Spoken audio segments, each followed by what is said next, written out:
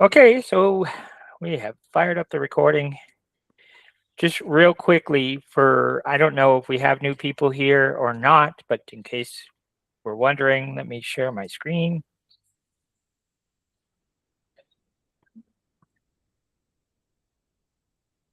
We want this one. Share. Okay. So, um, just real quickly about how the Patreon works, in case we have questions about that, because we still get questions. So we want to make sure everyone is understanding how that works. Um, the we You can see here the All Things Creative YouTube channel. That is my YouTube channel. There's lots and lots and lots of good projects and good information on here. But in particular, this video right here walks you through. I still get emails just today about, hey, I signed up for Patreon, do not know how to download files. So that will walk you through it right there. Just a couple minutes long, and it explains the Patreon in detail. Now, I just did a design for somebody, and just know that the baddie level, the $20 level on my plan, does include 1 hour of design services. So if you need something designed and you need it done quick, don't have the know-how just yet, whatever the case might be, don't have the time, take advantage of that if you're a Patreon member. We just need to know who you are, like what your email address is for Patreon, and the specifics of what you need for a design, and I'll make sure to get it done. So yeah, the $10 plan does not include the design services. So just be mindful of that, because I had somebody sign up for Patreon. They sent me their design, but they didn't sign up for the baddie level that includes the design services. So I did the design and just reminded them of that. The other thing too is, if you're brand new, if you do subscribe to the $20 membership, you will be included in the printer giveaway on July the 4th. We're going to try and make it as transparent as we possibly can, so everybody can see that we're going to be totally on the up and up. Somebody in our membership group is going to get that P1S. So yeah, so that'll be, you'll have a choice between the printer or an equivalent cash prize if you prefer that. If you're swimming in printers, and we just give you the money for buying some filament. And then here on the YouTube page, we still get questions about how you get access to the previous recordings. And if you just click on playlists here, when you go to the channel and click on playlists, you'll see right here, live classes library, and all of the available videos I will stick in there for you. So, and then you check out all the other playlists that I have in here as well. So, all right, so that's that.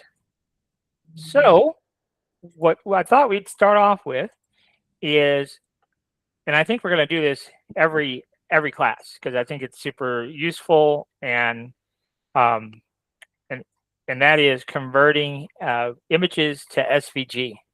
And I've selected some images that I think will make good case studies to show you how to fully utilize chat to really help your workflow. Like, this is kind of a big deal when you see what we can do and how quickly we can get it made. So I'll give you this example that I just completed for a customer.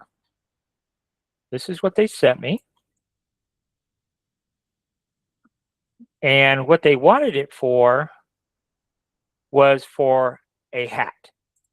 The little gift box hat, that we have. And so that's what they wanted it for. And so let me bring it up full size so you can see this. I don't know if it shows very well in the video, but it's not a great image. Like, it's not super crisp. It definitely could be better. It's not terrible, but it definitely could be better. And the issue that they were having was they did not want to have to glue each one of these pieces. And so we have to have some knowledge of how to go about adding a border around all these pieces, right? So we could just print it out as one piece, glue it to the front of the hat box, and we're gone. So we can utilize chat here to do all that for us. And so what we'll do is we'll ask chat to clean up the image.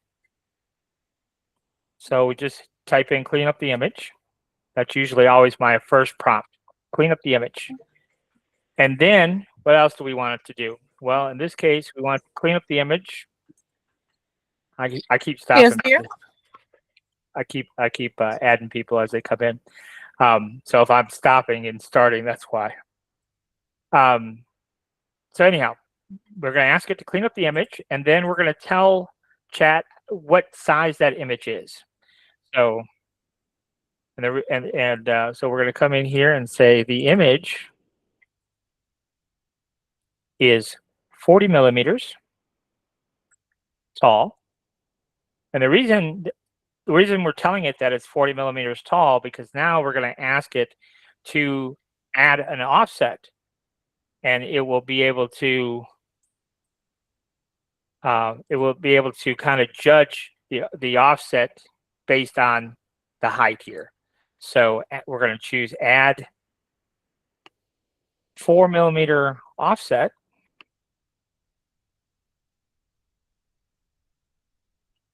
We're going to add a 4 millimeter offset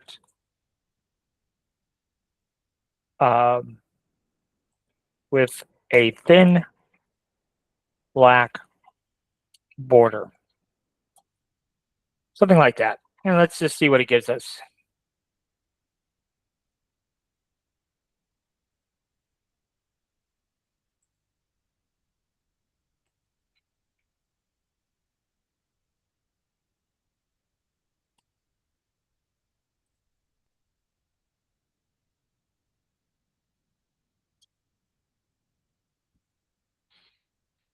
And it takes a few minutes. Now I do pay for the $20 a month plan, but you can see the image that we got.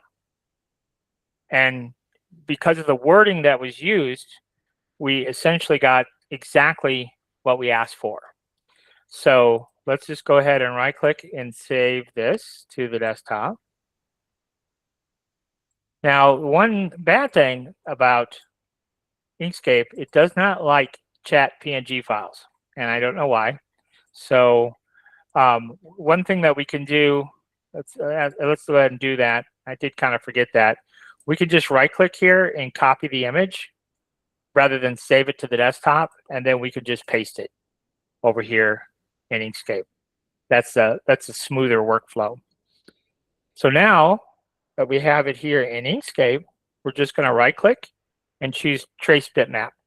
And Inkscape does an amazing job at black and white image conversions. So that's usually where we try to get to. We try just to get a straight black and white. And we'll see some other examples here in a minute of colored images and how to handle those. But this is just a black and white one. And you can see we have this threshold slider here, and we just leave it right in the middle. And then we can go ahead and hit apply. So now we have that, okay? So now what I need to do is go ahead and break this apart. So we're going to hit path and break apart. And then we're going to go into our layers and objects. And you can see here we have lots and lots of pieces. If we go into outline mode, we can go Alt-Q. That's my keyboard shortcut I have set up. So up here, the view mode, display mode, and that's how you toggle between normal and outline. You want to do it the long way. But this secondary line we don't need. Okay? This outside line we need to print that, and then we're going to print all the pieces on top so that we can apply this as one decal. One decal to the hat gift box, one decal to your koozies, right? This shape should be 30 millimeters for the 12-ounce koozies. So this process would be the exact same. So what we're going to do is take the outline shape and go to Object, lower to the bottom, and let's just give it a color. It doesn't matter what color, just a color. And we'll go back into normal mode, and this is what we see now. So now we're just going to go ahead and select all of our black parts, Control K. That's the same as if we went to Path and Combine. So this is done. So all we have to do is go ahead and save this, and we'll go ahead and resize it to 52 millimeters. Now we have the lock on, so when we change the height, it automatically changes the width, and we're going to hit Control S to save. So we're not going to export, we're just saving.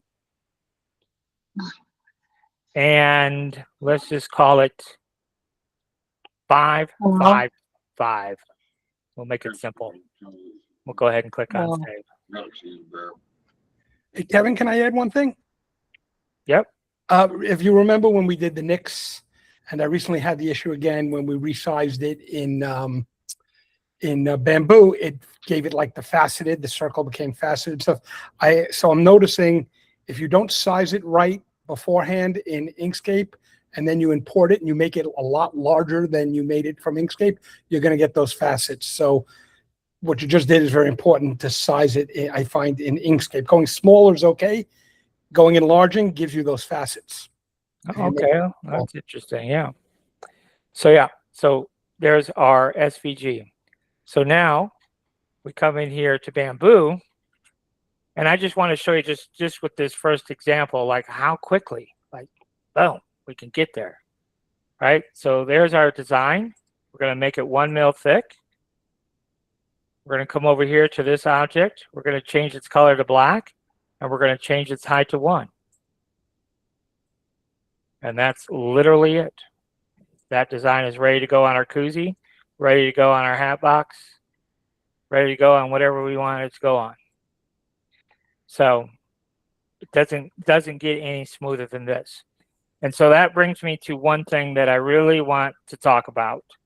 And we wrestled with it. I talked to Maya about it earlier, was that if you are brand new, I talked to a lady earlier, and I believe she's logged in here, where she told me she didn't even have a mouse on her laptop. Actually, I don't think she is in here now that I think about it. But I was working with her last night, like at 1 o'clock in the morning last night, because she wanted the Alabama koozie logo on her koozie. And she works overnight because she's with her mom all day. And so that's why she approached me at 1 o'clock in the morning. And I asked her to zoom in, and she wasn't able to zoom in because she didn't have a mouse. And it's like, how in the world do you get anything done if you don't have a mouse on your computer? So anyhow, she couldn't figure out how to use the trackpad to zoom in Bamboo Studio, and I couldn't either, because I tried it on my laptop and I couldn't figure it out either. So anyhow, so basically what we want to say is this: if you are brand new to learning 3D printing, we want to learn the slicer. And I'm going to come out here. I meant to do this earlier, but if we type in Bamboo Academy,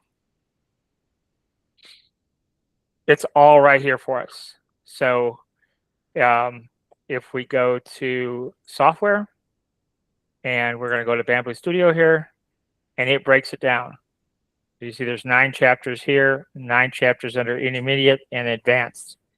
Anything we want to know about the slicer is right there. And the information that you can get by just reading, you won't get better information than what's here on the website. So I can't stress enough, this is step 1. Got to know your slicer, because if you know what the slicer can do, then we don't have to worry about anything else using other programs. I see questions every day about how to do this or how to do that, and they're like, well, you go into Fusion, well, you can go into Tinkercad, well, you could do this, that, and the other. And all the time I'm thinking, you could do that right inside Bamboo Studio. You don't need to do anything else. And you got to know your slicer anyhow to get great print quality. So that's what drives our printers.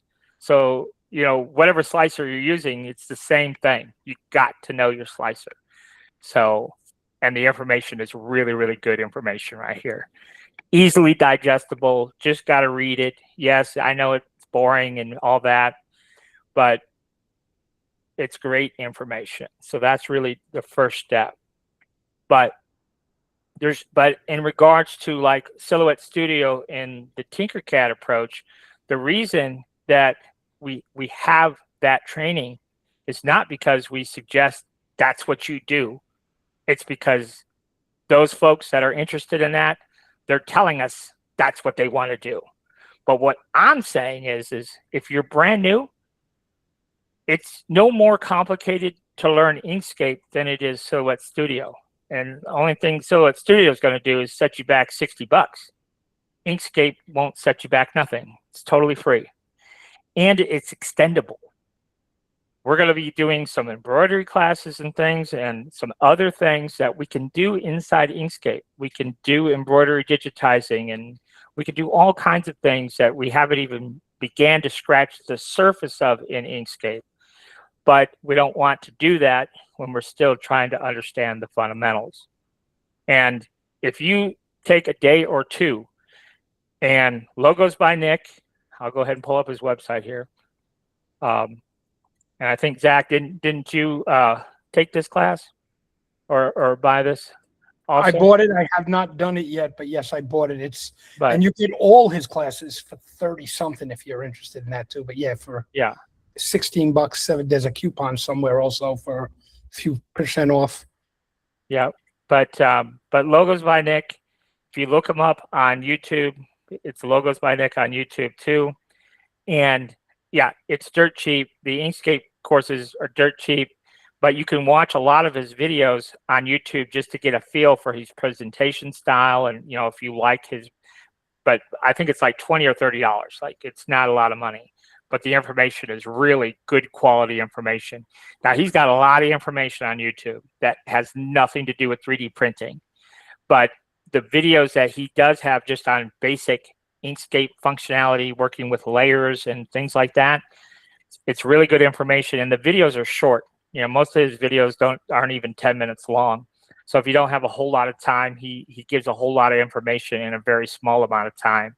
So it really, really, truly behooves you to know your slicer, because essentially what you're doing is this trade-off. You're trading Tinkercad for Bamboo Studio. That's essentially what you're doing. And then you're trading Silhouette Studio for Inkscape. But in terms of the actual process of, in my opinion, of working in Inkscape or Bamboo Studio versus working in Tinkercad, to me, working in Bamboo Studio is just so much easier. And then likewise, I'm not saying Silhouette Studio is difficult to work in, but there's no advantage, is what I'm saying. The only advantage might be if you already know Silhouette Studio. Now that's different, right? If you've been using it with your Cricut machine for a decade, then I could see why you would want to continue to use it. And you can go from Silhouette Inkscape to Bamboo. You know, you don't necessarily, just because you want to use Silhouette because you're familiar with it already, you don't really need Tinkercad. You could just go straight to Bamboo. The only thing is we have to save out of Silhouette to SVG, open it in Inkscape, save to SVG, and then go to Bamboo. It's an extra step because Bamboo doesn't always like to read Silhouette SVGs. So that's why we got to go to Inkscape to Bamboo. But so I feel like ultimately you'll be better for it if you're brand new and you don't know anything yet. You'll be better for it in the long run if you take the time to learn Inkscape now and just go Inkscape Bamboo, Inkscape Bamboo. So that's just, so we just don't want people getting confused. Well, why are you showing this and then you're also showing that? It's because the reason we're showing the Tinkercad route is because that's what people have asked for. Not necessarily that's what's recommended. So anyhow, all right, so we got through that first one. So let's go and take a look at another logo here.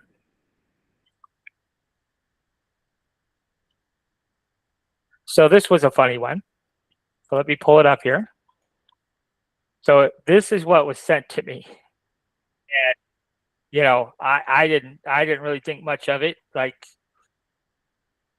I could barely even see what it is, right? So I was like, okay, interesting. So, but that's sometimes, you know, our customers don't always give us good quality artwork, so we got to make the best of it, right? So we're going to take that into chat and see if chat's got better eyesight than I do. So we're just going to drag and drop it into chat here. We'll get out. And we're just going to ask it to clean the image, clean up image, and make black and white on a solid white background. And then let's see what it gives us here. You can use chat without paying for it. Sometimes the results aren't necessarily as good. And because it says when you upgrade to that $20 plan, it says image creation with thinking. So if you don't pay for it, I think you just get image creation. It doesn't think about what it's doing, or at least now it's thinking about what it's doing. I guess, I don't really know. But you can see that is the result that we get. Now, let me go back to the original image here.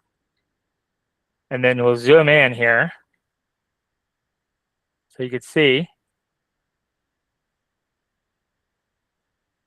that is not great, right? So maybe what we'll do, and then we'll look at the text here.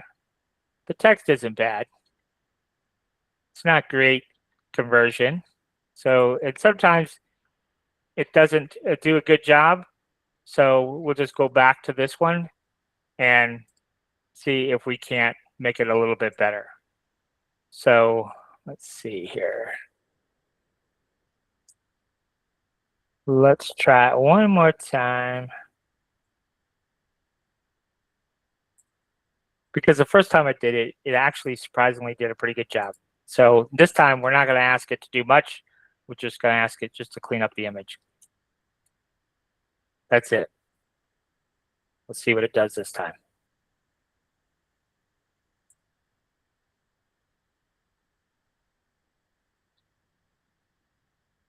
And for such a tiny little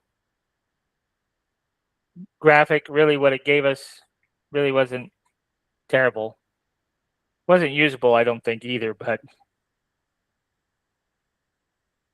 there we go. That's what we're expecting.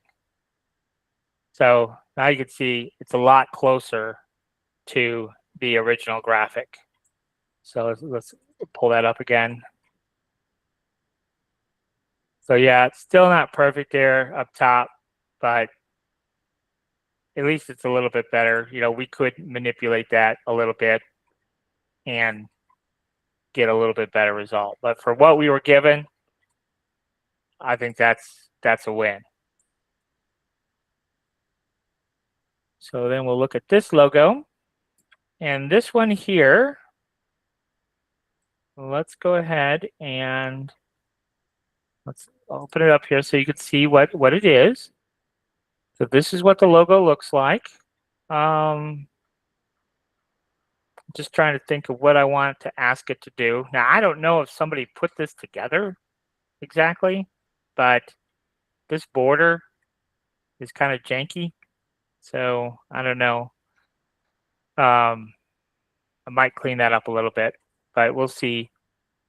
We'll see what chat can do. So the first thing I'm going to ask chat to do is just convert this.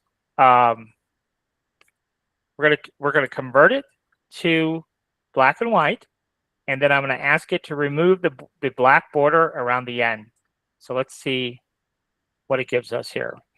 So we're going to say clean up image.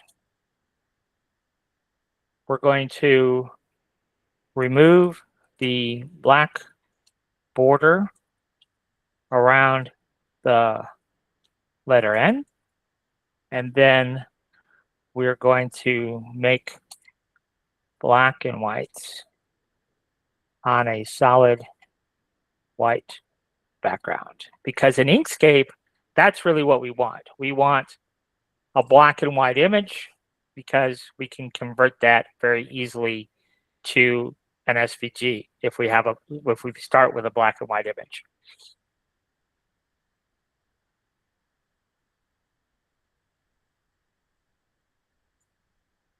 But it's interesting, like like I've asked it to do this type of work before, and like how good of a job it actually does intelligently to remove that black border.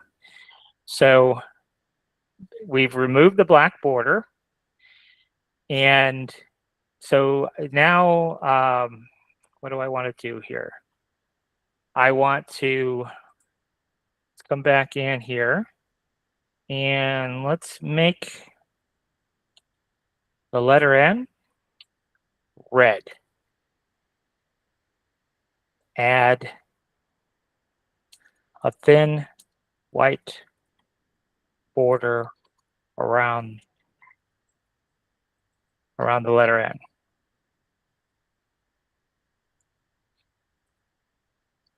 Let's see what that does. Just a reminder of what that is. Now it changed my letter N also. I just noticed that. Shame on you, chat. The font style changed. Oh, maybe not. Maybe it didn't. I thought it did, but maybe it didn't. But this is what we're after. And you can see here, we lost this border also on our star.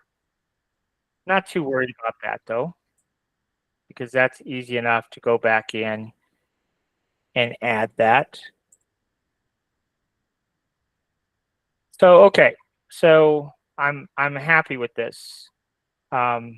This we could probably utilize. So we'll go ahead and we'll save this image, or actually we'll just copy it. And we'll come over here and we'll just start a new layer for our new logo. And we'll paste it. So we're going to be on layer 2 to paste.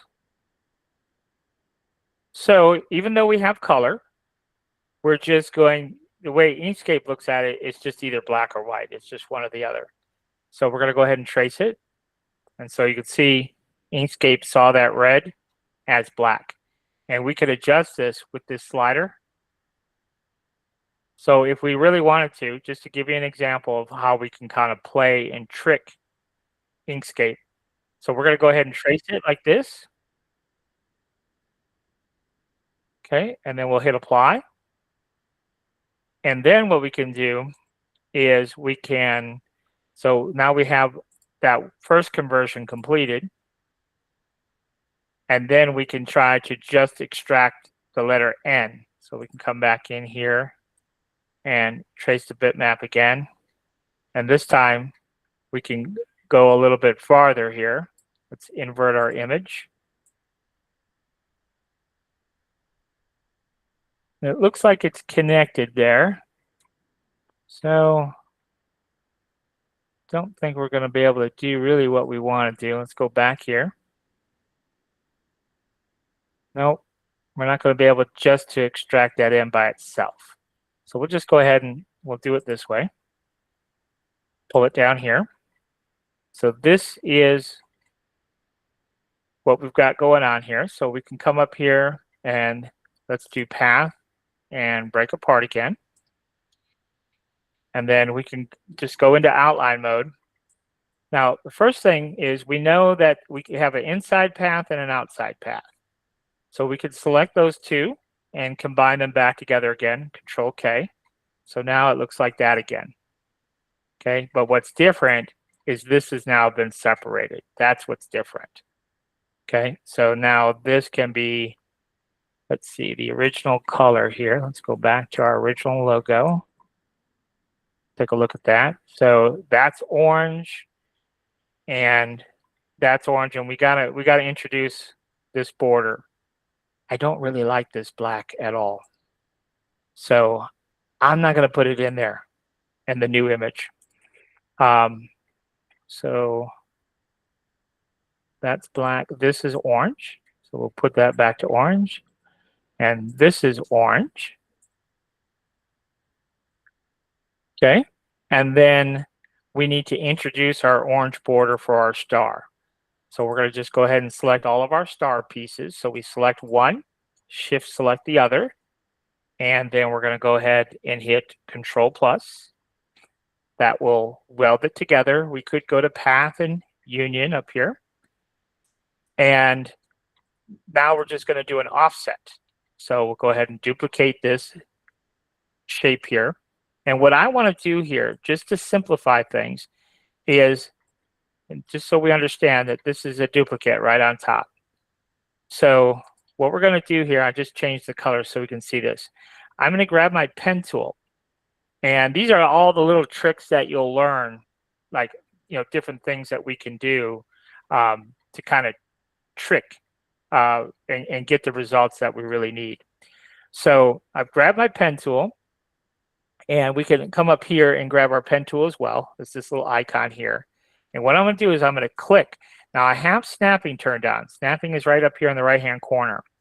And in order to get the results that I want, I need to do a couple of things. So I just clicked the starting point, and I see how it's going to snap to the edge. And I'm going to come over here, just somewhere, it doesn't matter, somewhere along this edge. Come down here, here, here. We're going to zoom in a little bit, something like that. See, it's quite random. But what we're trying to do is that spot that was open, we're just trying to fill it. And now we have the same thing up here. So we're going to go ahead and click right here. And then we're just going to come down, and we don't have to be super specific, but you see how I kind of followed that angle right there? That's what we're looking to do. And then we can come up here and do kind of the same thing. We'll just zoom in tight here. And all we're doing is trying to fill in that void right there, okay? Now, we have two pieces. So really, we have this piece, and this piece, all three of these. So we're just going to Control click. And if we pull this away, that's our, like, sort of our completed star, right? So we're going to go ahead and put all this together, Control plus. Now, this is not exactly perfect right here, right? So we can make it perfect. We can play around with this as much as we want right here. So for example, see that little bobble right there? We can move this over a little bit. So we can just zoom in here a little bit. And we slide this over. Actually, we had a node on top of a node. So slide that over a little bit, and then we just delete that. And we can come back in here. And we can kind of perfect that a little bit. We could delete these nodes and make that star as perfectly shaped as we want it to. So once we're happy with it, we can go ahead and duplicate it. And now we apply the offset. So we could do it by eye if we wanted to. We can come up here to Path and choose this dynamic offset. And you see that node, and we just pull it in. Now, if we give this a different color, you'll be able to see how much we're offsetting, right? To get that border back in there that we had in the original design. So let's just say we're happy with that. We go to Path and always set that value. And then we could take this and this, Control minus, and then that gives us our orange border like in the original design. So you can see now that we've done that. So this is the original design. That's where that black border comes into play, right? So we can go ahead and add that back in on the end here to kind of cut this back a little bit. And so I think what I'm going to do here is I'm going to stray from the original design just a little bit, and it ultimately, I think, will look better. So I'm just going to use my own judgment. So we're going to hit Control D to duplicate this end. And then we're going to go ahead and do an offset. And then this time we're going to do an offset of maybe let's try 3. Yeah, that's pretty good. I think maybe just a little bit bigger. Let's do 4. All right, we'll call it good there. So I'm happy with that. So now we'll go ahead and choose path and object to path. And then all we're going to do is trim the border, this orange border a little bit. So we're going to click there and shift click the border. And we're going to hit Control minus. And then that's what we get. You see that? But you see there's a little bit of black there. So I'm going to back up just a little bit, make a duplicate, and then shift click my border minus, and then take my duplicate here, shift click the black, and cut it back to the same amount. And ultimately, I think that looks better than what the original logo had. So we'll just run with that. Now there's one more thing we need to do, and that is we need a white plate, the exact outside of this. We need a white plate. So when we print this, we're going to print white, then black, and then orange. So to get that white plate that we need, we're just going to take our graphic here and duplicate it. So let's come over here so we can see this. It'll be easier for us if we just turn all this stuff off.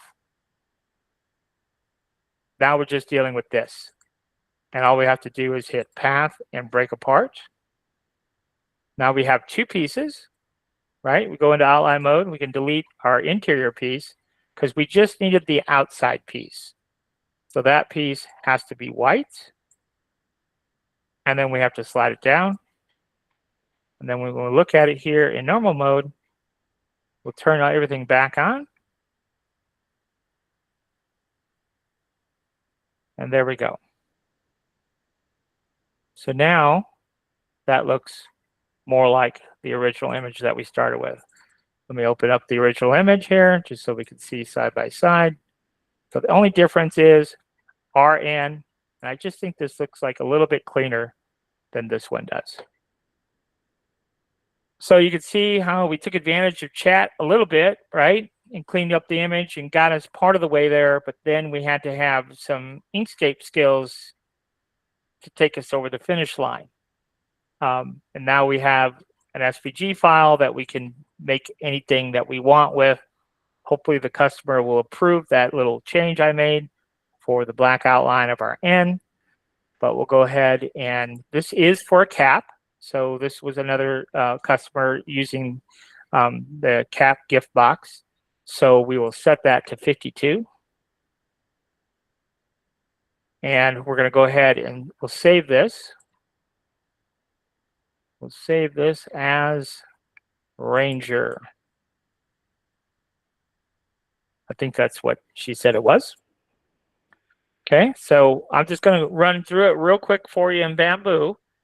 And then I have one more conversion, and then we'll get into our piggy bank here. So back to Bamboo here. We'll go ahead and save this. All right. So just like before, we're going to do basically the exact same thing. Yeah, we didn't save it, apparently. We didn't resize it here. So let's do that. Well, it says it's 52. That's not what I expected. Well, let's go back in here and see what's going on here. So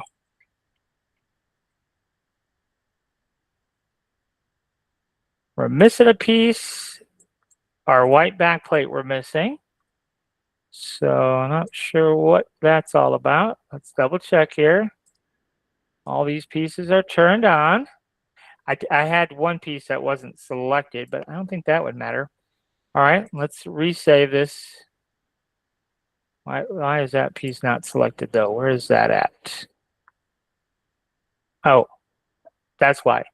We had a stray up here. So that's why. when we imported it. Let's go ahead and save it. Now she'll import correctly.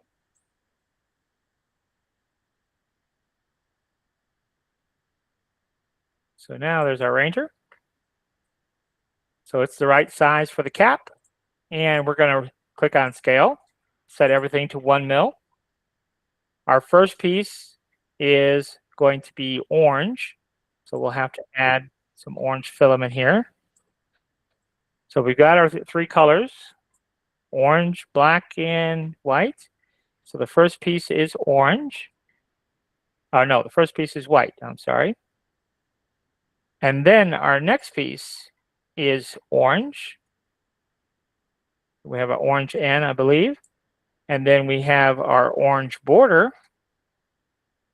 And then we have our, let's see, what else we got here? More orange, I believe. So do that. So now we just have to get it all stacked properly. So the first one is fine. The white is fine. The second one, let's go on to our border. That's already 1. So we're going to set the Z height to 1. And then this interior border, that gets set to 1. Now this N is going to be a little bit different because the N,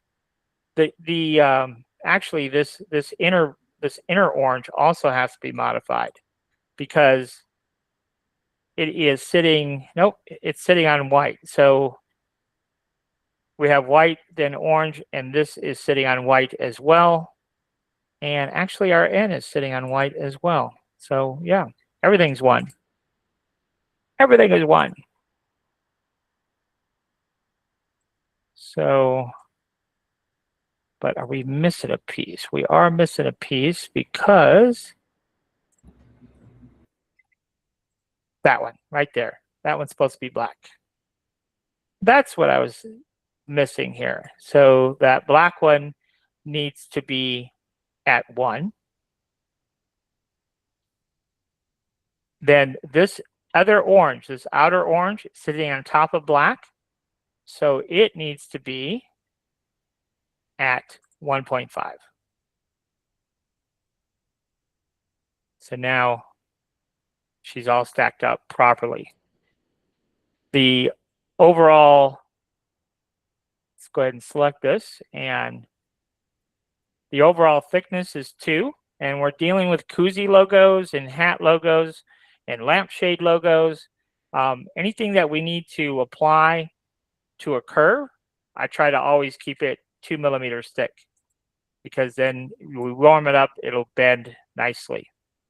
So now you can see how that all ready to go.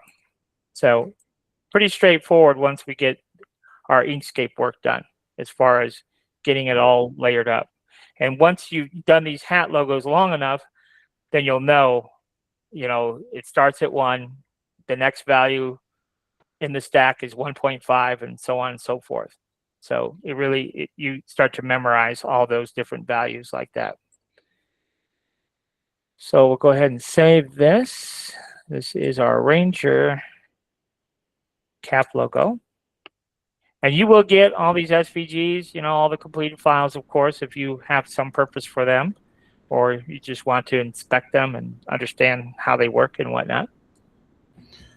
Could you slice that, Kevin? I'm curious to see how many color changes. Boom. Not too many because it's not very thick. So 11 color changes. And as long as we're in here, we could talk about this because I think it's important. So you see how this one is. Now let me come in here and make a copy. So shift click, copy and paste, and there's our copy. I want you to watch these side by side. So I have a special cap profile that I like to use for certain things, and it's best to show this side by side. So we're just going to go ahead and select these pieces, and I'm going to change a couple of values here. So we're going to go under the Objects tab, and this always gets people too when we're trying to set specific parameters just for this one. You have to be in the Objects tab. We can't be over here in Global. So we got to be right here in objects. But if we come down here to the quality tab, right here under line width, we're going to change this value to 0.25. And then the outer wall here, we're going to change that to 0.25. Now the inner wall here, we're going to change that to 0.25. And our top surface, 0.25. Okay. So those values to 0.25, and then we'll reslice it. Now it's not going to make a huge difference in this particular example, but it will make a difference. You see the difference here? So this is a much tighter pattern than this, right? So when we're dealing with real sharp points, those values that I just, and this is maxed out. That's the most detail we can get out of a 0.4 nozzle is what you're seeing here. But you can see it's much tighter. It doesn't add much print time at all. And so when you're dealing with really small details, like I said, in this case, we're not really dealing with really small details, but I think you can see it here. If you look here, and these are minor details, of course, but if you look here at that point, you see how nice and sharp that is. And like I said, you wouldn't see this in the print, but you could see this point clearly is not quite as nice, right? The reason you're seeing that little gap there is because it's a 0.4 nozzle. So it can't get any closer than that. But over here, we can clearly see we could get really sharp, really nice. So that's why when I'm dealing with small design like that, I will lower those values down to 0.25 because that maxes out the detail. The one other detail that you might want to do, especially when you're dealing with small details like that, is so I'll go back and select these all again. But the other small detail is down here on the quality tab, right here.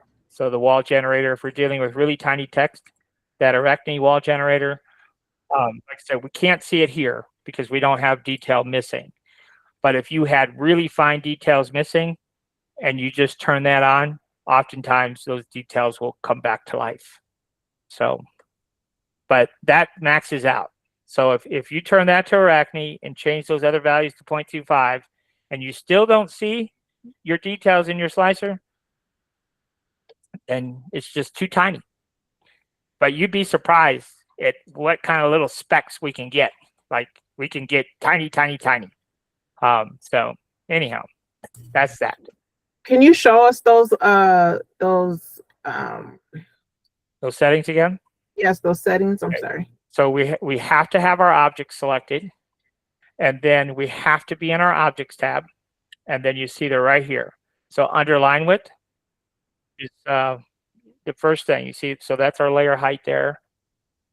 And but yes, so default 0.25, everything. Outer wall 0.25, inner wall 0.25, and top surface 0.25. Now, if you want, you can just to see, let's put this value back to what it was, just so you could see what's going to happen here.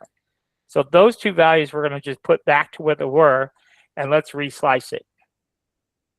And so you can see over here, this is our outer wall that's happening, okay? And then you can see over here, because we put it back, you get the same outer wall, right? It's just two passes here, But you could see and then the inner wall here, you could see there, but you could see on the top surface, it's that tight weave, right? So if we go back, just to compare now, if we go back and put that back to 0.25 and this back to 0.25 and reslice it, now you can see we have 4 of them, right? So, and this inside detail is tinier. So you can get, it just ultimately you get more detail, obviously, because it's a finer line width. So. Kevin, there's one other setting you can try also if people want, changing the profile from like 0.20 in the drop down when on top. Yeah. You can change that right there. You can change that to 16. Yeah. Or 12.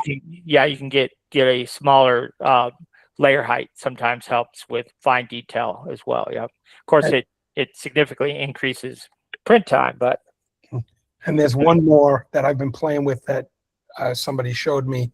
If you go to down further in your quality to the line types, I think monotonic line gives you the best.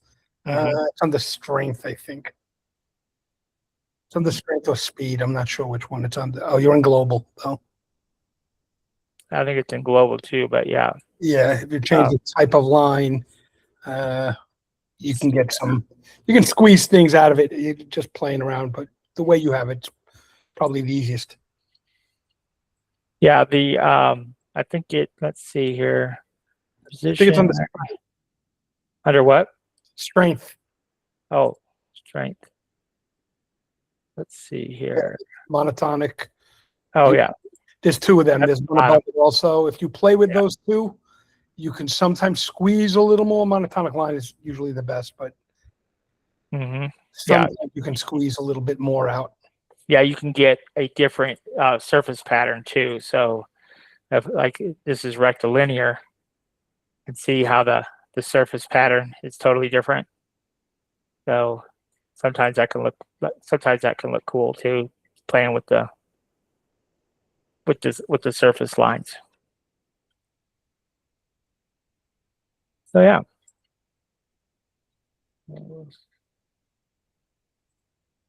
All right. Okay, so now we will get on to our project and save my other image conversions. What I wanted to do real quick is, I say real quick, but maybe it won't be. Last night we worked on the Hello Kitty Vanity, and if you weren't here last night, I'm sorry you missed it, but we did the whole design, but we didn't break it down on build plates, and that is an art in and of itself. When we're designing with in mind with how we're actually going to print it, right? So we kind of have to know how it's going to print, and especially when you're brand new, that's going to be a real challenge. You know, it just is.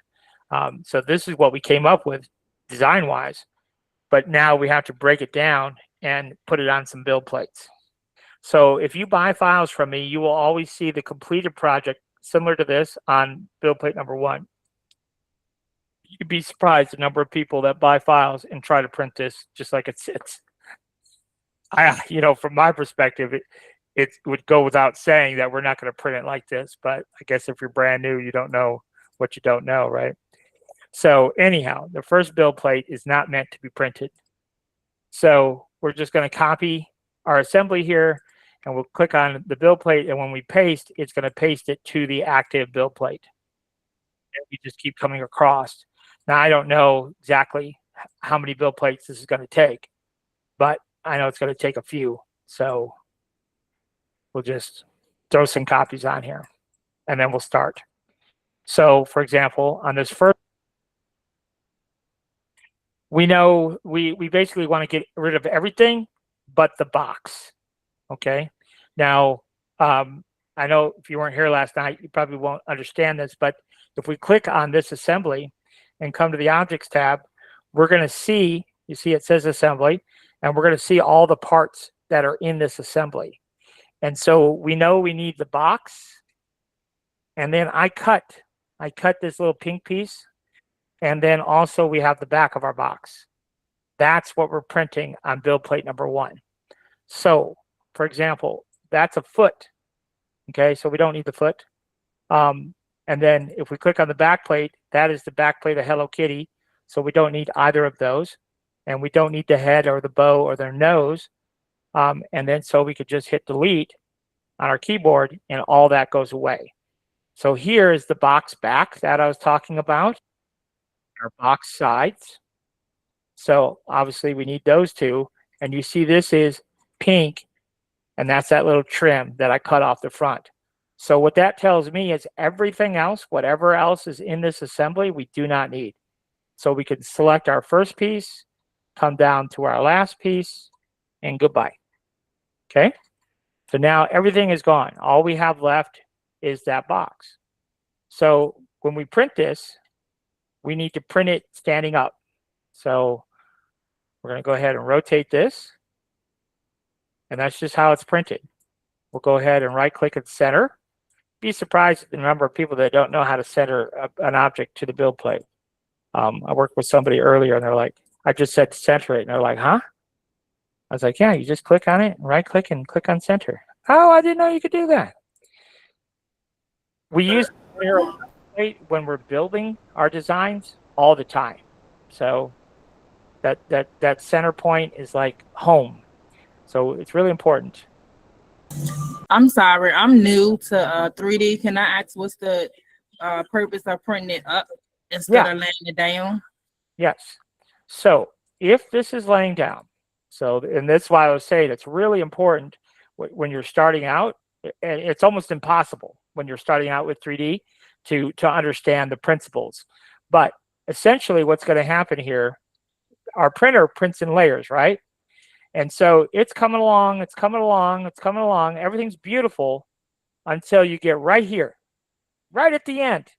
It's gonna crash miserably because we have this big, what is called a cantilever, and because when the printer starts spitting out plastic, there's nothing there to catch it, and so it's just gonna droop, and it's gonna create one big ugly mess right there.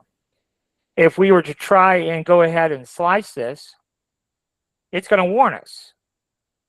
It should warn us. It didn't, which is very strange because there's no way we can print that big old opening without supports. So it normally would tell us, hey, you need supports. So it's just another indicator that you can't necessarily rely on your slicer to know what's what here. So if we go in, we stand it upright like it's supposed to be, there's a couple of things. When it was laying down, our printer works in layers. So when it was laying down, we had pink and white on every single layer. In fact, let's take a look at that. Let's go ahead and slice the plate, as long as we're learning. 336 color changes. Holy cow, right? When it's just two colors, but because every single layer had a color. So if you're ever printing koozies and you have the logo like embedded into the koozie like they do, that's why they take forever and a day. It's because of all the color changes. So just by rotating it, sometimes, just depends on the design, sometimes we rotate it vertically.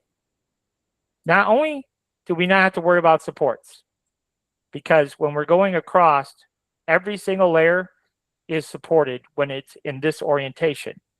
But when we slice it,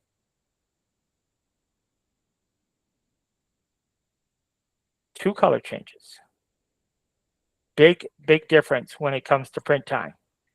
So that's real important. Orientation is really important. So it just depends on what you're printing, how best to orient it. Think about supports. There's a lot of variables that go into it, but that's a big one. Those color changes take a lot of time. So we don't want to have almost 400 color changes. That'd be a little crazy for this one. All right. Same is true with Hello Kitty. If it was printed in the upright position here, it would have to switch back and forth every single layer. But when we lay it down flat, then it's only going to have to change out colors on just a few layers. So it's a lot different. So on this one, we are going to basically delete everything but the box, but our drawer box. So we'll come back over here. We have another assembly, and we're going to go ahead and select everything. Let's find our drawers. So all of this can go. And then, so this is our box back. That can go. Sides, yes, all that can go. And what I'm doing is I'm just control clicking. I'm clicking one and then control clicking the others and hitting delete. So we need our drawer back, we need our drawer front, and we need our drawer sides. Everything else can go. Actually, we need the knob. We got to leave the knob, but then everything else can go. delete. Okay, so now we just have our box. And it doesn't matter what design software we're using, if we're using Tinkercad or if we're doing it here in Bamboo or whatever design software you're using, these are the steps that we're going to have to go through no matter what. There's no escaping this. There's no shortcutting this. So what are we going to do here? Well, here, the reason I left my knob is I want to create a small indentation in the front of my drawer. Now, this is not entirely necessary, obviously, but if we have the ability to do it, we might as well take the extra step so that this knob is perfectly placed exactly center, exactly where we want it. So all we have to do is alt-click the knob, and then we'll come up here to the Move tool, and you can see we're going to move in the green axes, and we're just going to add 1 millimeter to whatever it is. So it is 71. Let's just say we're going to change it to 72. Okay. And then we can go ahead and take this and we'll do a mesh boolean, go to subtraction, and we want everything over here but our knob. So we want the knob back over here. So we'll just take our knob and slide it over. And now you can see it's just the knob that's green. That indicates your cutter. And then everything else is blue. That's what's going to be cut. Now we need this knob. We need to print that separately. So we're going to click on Keep Original Models, and then we're going to go ahead and execute. Now, we don't really know if it actually cut. This happens a lot. Sometimes it will cut, and sometimes it doesn't. Let's see what we get this time. It did not cut, and I'm kind of glad that we got that result because now I got to show you how to fix it. It's a simple fix, but it happens more often than not. So we right-click on this box and hit Fix Model. And then the software will go through and fix it. And then we do the exact same steps all over again. Select your box, go to Mesh Boolean, push everything over. Just our knob is over here. We got our box.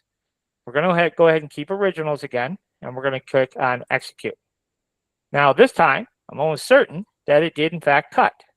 So we'll all click that and you see?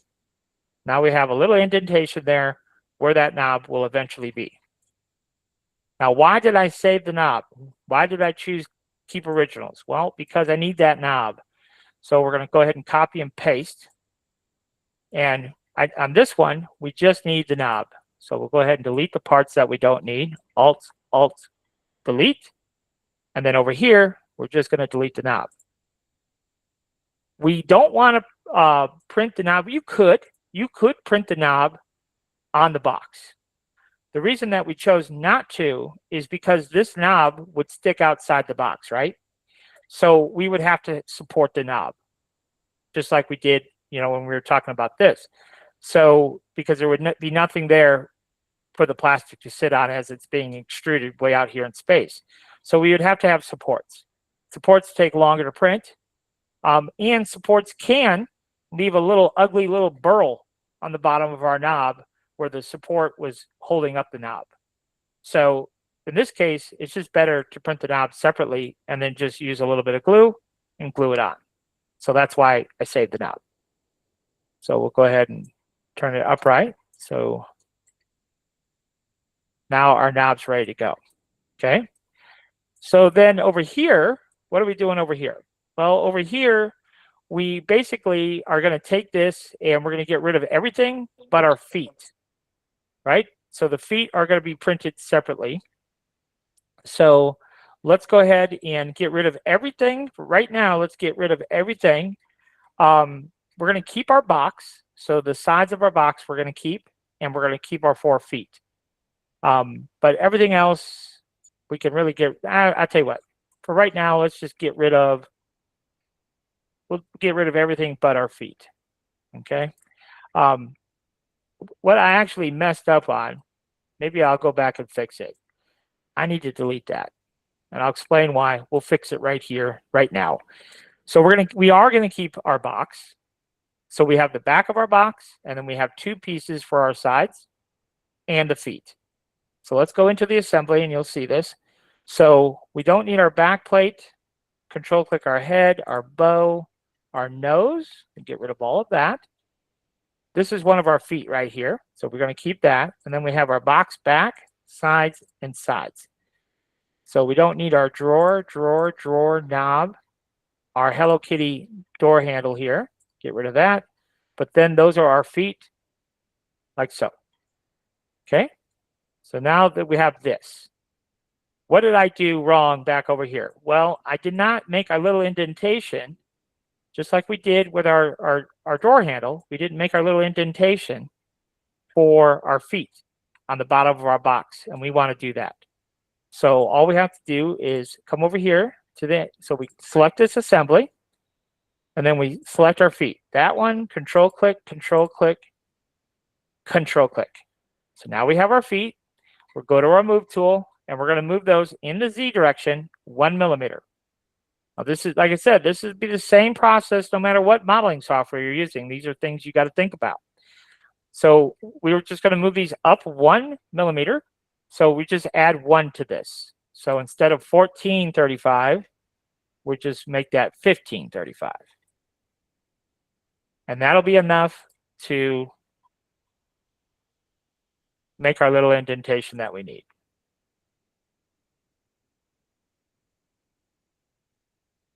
Let's see what's going on here. So this should be 1535. There we go. What's happening here? Let's look at this. Yep, you can see that little shadow there. That tells us that those are embedded in our bottom boxes, and that's what we need. So we're going to go back to our mesh boolean tool, push everything over, and the only thing that we need over here on the right are our 4 feet, because those are going to become our cutter. So we need that one, that one, that one, and that one. We'll slide it over. We are going to keep the originals this time. So we'll go ahead and do that, and then we'll choose execute. Now, there is one thing here that we really have to be mindful of is a foot might count where the next one might not. So we have to double check each one. And all I'm doing is all clicking and looking for the cut. So you see, those are all cut. So carefully, we're going to undo 1, 2, 3, 4. You don't want to undo too far because then you'll undo the cut and you'll have to go back in and cut it again. All right, so that's all good. So we're going to go with that, and we're just going to go ahead and copy it, click on our build plate over here and paste it. So we're going to copy this one, and it'll paste that copy back over here. So back like we were before, we're going to turn this right side up, and we'll go ahead and alt-click all of our feet, and then delete. And then we'll take this, right-click, and center it on the build plate. So now that's centered, ready to go. So back over here, we're just going to go ahead and alt-click the box, delete that. We're going to alt-click our back piece, and then we're going to alt-click our trim. And now all we have left is the feet. These are not going to print this way, though. We're going to print those upside down, essentially. So let's go to our rotate here. Now, if we select our feet, these are all part of one assembly, but we can right-click and split that assembly to objects so that we can then shift-click our feet, and we could slide it over. You know, you don't have to. All of this can probably go over here, actually, to this build plate. Okay, so we're getting there. So basically, what we have left to do here is we have our Hello Kitty backplate, and we have our little bow. That's what's left. So let's go ahead, and we're going to get rid of everything. We're going to get rid of, we'll just do it the long way just so you can see this. We're going to get rid of this. We're going to get rid of this. And we can alt-click multiple pieces to get rid of them. Our drawer sides, our drawer back. We need our knob. So we need that knob. And the reason we need the knob is because we're going to, on the back side of this, we're going to do the same thing we did on our drawer front. We're going to make a little recess where the knob goes so we can glue it perfectly in place where we know it goes. And we don't need our feet. So we can go ahead and click on those. So we can bring this over here and let's go ahead and lay it down. So go to our rotate tool and lay this down. And let's go ahead and take care of this issue with the backside of this, and then I'll show you what we're going to do with that here. So we're going to go ahead and just take a look at where this is. Where is the knob currently? So we'll go to the move tool. You can see it's currently at 207. So we're going to make it 208. And that just moves the knob up 1. So now we can go ahead and do our mesh boolean and push everything over. And the only thing that we need over on this side is the knob. So right there, and move it over and see that's the only thing that is green between all of this stuff. Everything else is blue. So we'll go ahead and this time we won't keep the originals. So let's go ahead and choose execute. And on the back side here, it didn't make our cut. Remember I said earlier, more often than not. So we have to escape out. We'll right click and fix the model.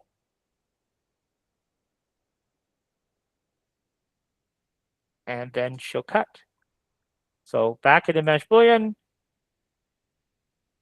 And I think that's just a little bug in Bamboo. It's the only thing I can think of because that happens so frequently that a lot of times I'll just fix the model before I even attempt to cut anything. See there? So now we have our little depression. And now we know exactly where to put our knob. Okay, so now what we'll do is we'll make a copy of this. So we'll copy and paste it. And on this one, we're going to get rid of everything but those 2 pieces of our bow. So we'll come over here and we can select everything except the 2 pieces of our bow. And I know it's this one and this one. And we'll delete everything else. So now if I move this with my arrow keys, it'll come crashing to the build plate. Then over here, we're just going to alt-click that, delete, and alt-click that and delete. So this can all go on one build plate if we wanted it to. Okay. Whew. We got through it. I think you're gonna have too many color changes if you put that with the black on the bottom there. Well, Oh, it's a fair or you statement. can do them separately as object, I guess. Yeah. Well, I don't think they'll fit if we printed it by object. That's something we could look into. So if I push this, Yeah, probably too close. push this to the extreme, push this to the extreme, and we could Try rotating the bow also, maybe. and let's just see here. Well, why is it not showing us that?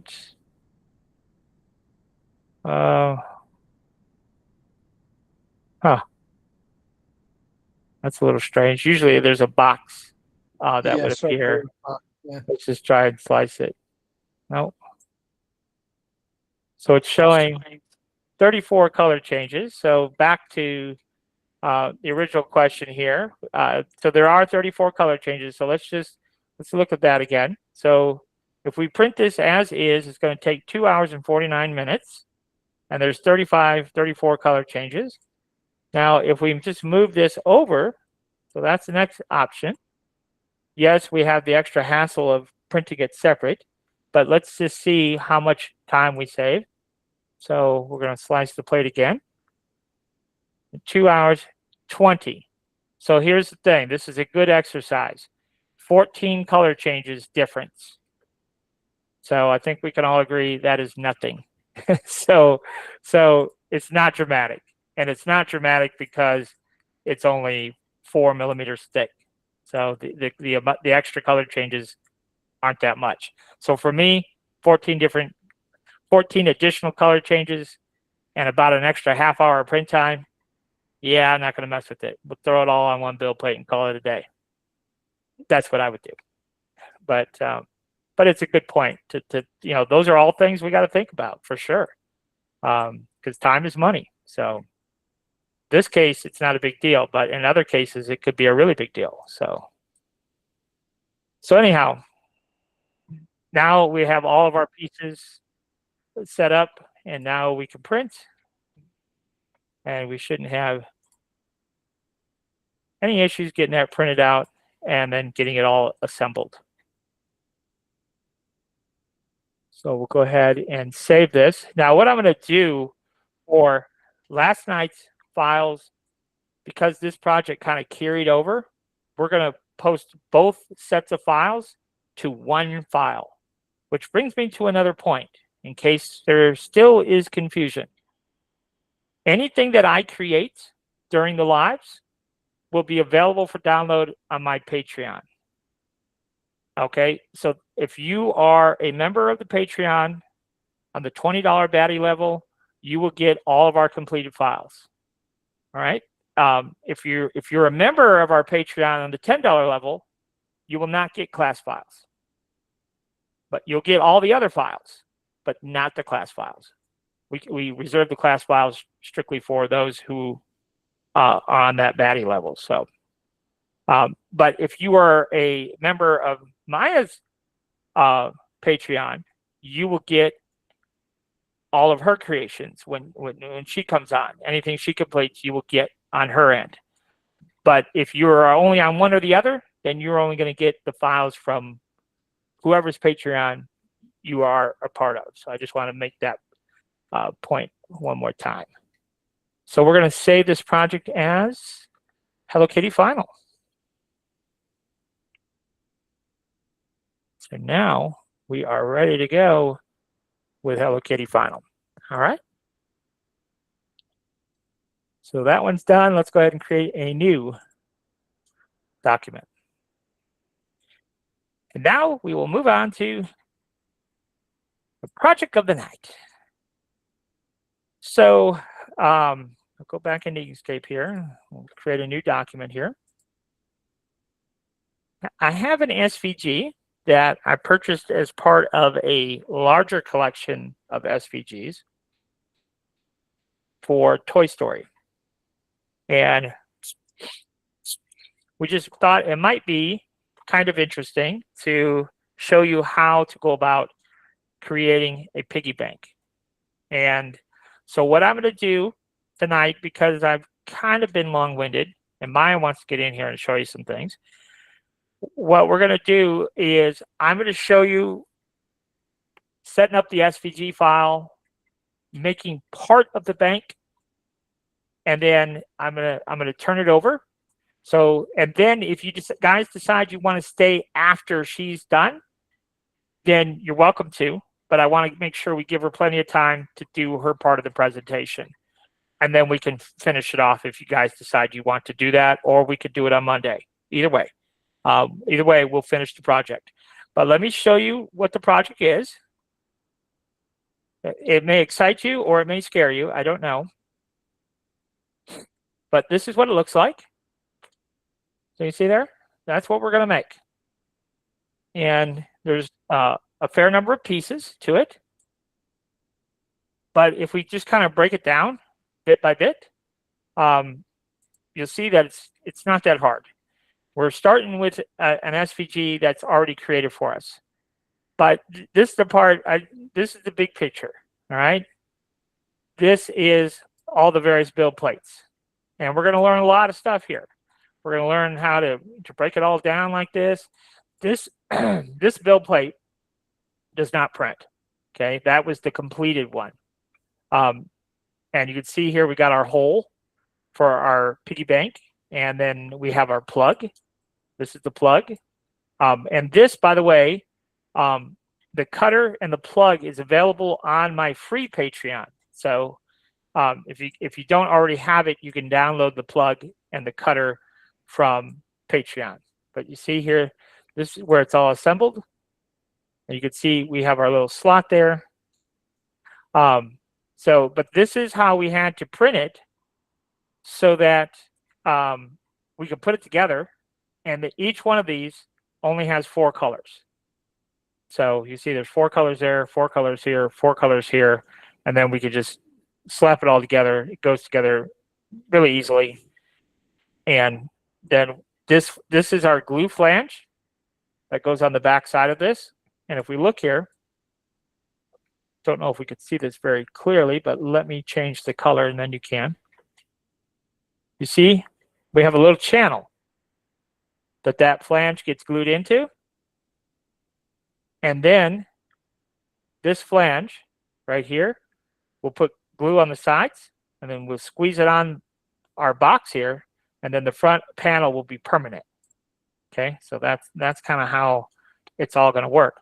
And so when we go to do our design work, that's kind of what we're talking about. You know, we have to have a good understanding of how it's going to be printed and how it's going to go together in the end.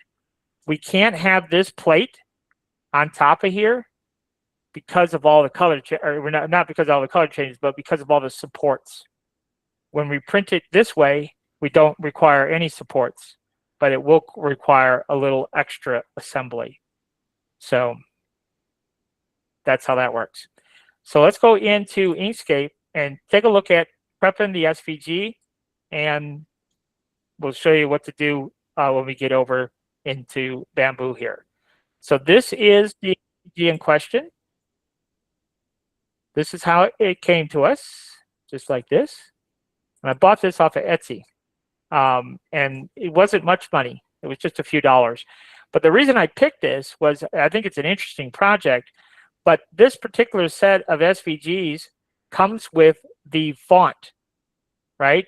So what I was thinking was, wouldn't it be kind of fun if we took away toy and the story, and we put a name like, you know, Robbie or whatever, and then in place of toy, you know, like if it was his 5th birthday or whatever, something like that, right? I just, you know, anything customized with a kid's name on it, I think it would be cool.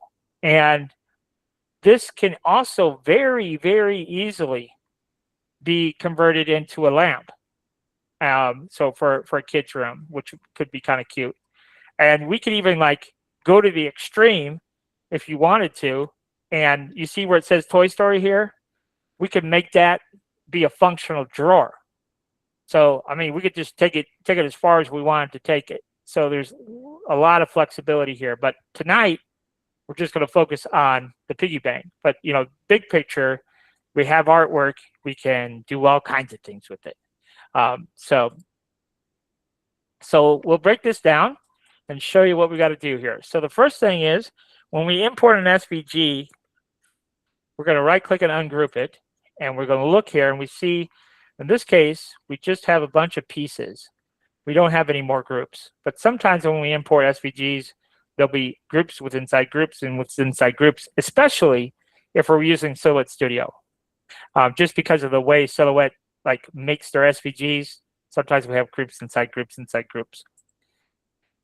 So the first thing I want to do is get rid of some pieces that I know I'm not going to need. So like these shadow pieces, we're not going to go that far with it. So because we want to keep our color count down, and that's just going to add more colors. Now this particular SVG, we got lucky because of the way the person created it, layered absolutely everything perfectly. So we could just get rid of all of our shadow pieces, and those were all on a separate layer. See that little piece right here? Separate piece. This little sliver, separate piece. So that really helps us out because I'm just going around and deleting the pieces I know I don't need. So I think we got all of those, and then there's some down here.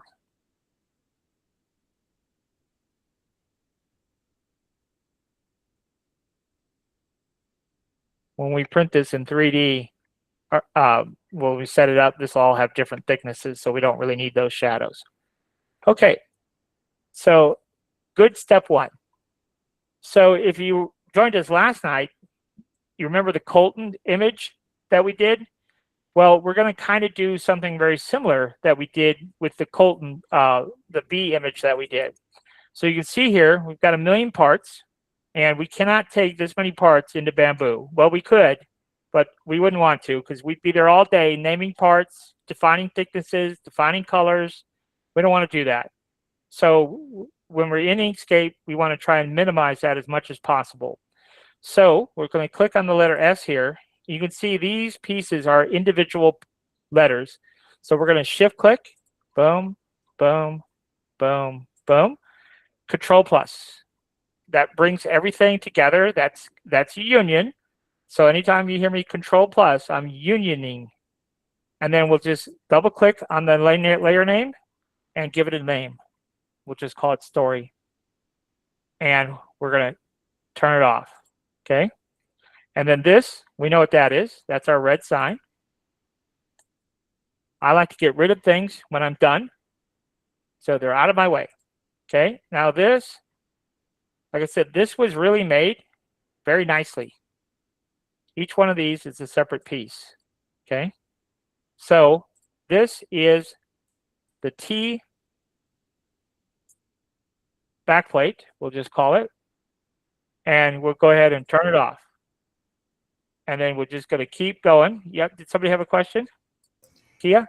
Kev, about the Y, the yellow part, it's a shadow. Okay. I'll take a look at that. So this is our O backplate. And we'll go ahead and turn that off. And then our Y. We wouldn't have to necessarily rename all these, but I like to. Okay. So there is what she was talking about. Our little shadow is. I think there's one hidden on the O too at the very top. It's just blending with the black. Yeah. Good catch.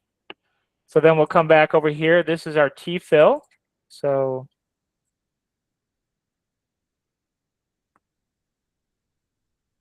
and then we have our O fill.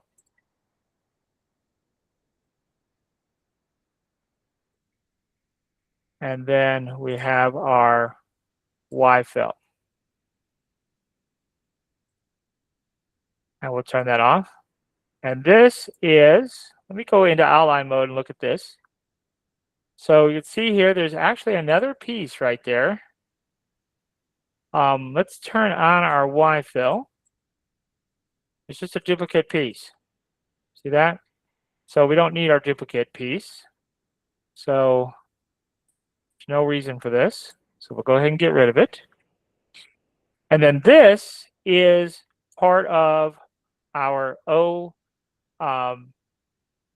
outline, or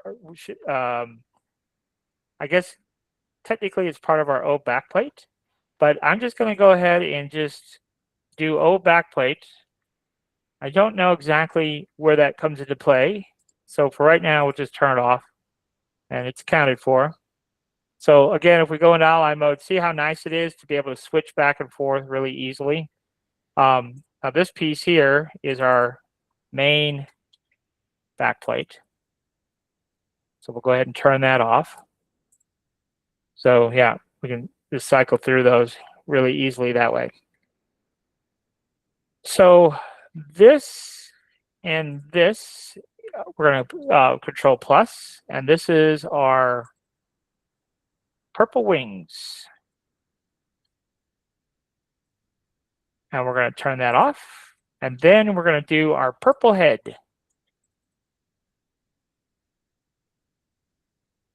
Because I want my head to be separate from my wings because I want it to stick out farther. When we actually create the 3D model, I want this head to stick out above his wings like it would be in real life. And then our face. So little by little, we're just chipping away here. Now, the eyes, we'll select both eyes and this outline of his mouth.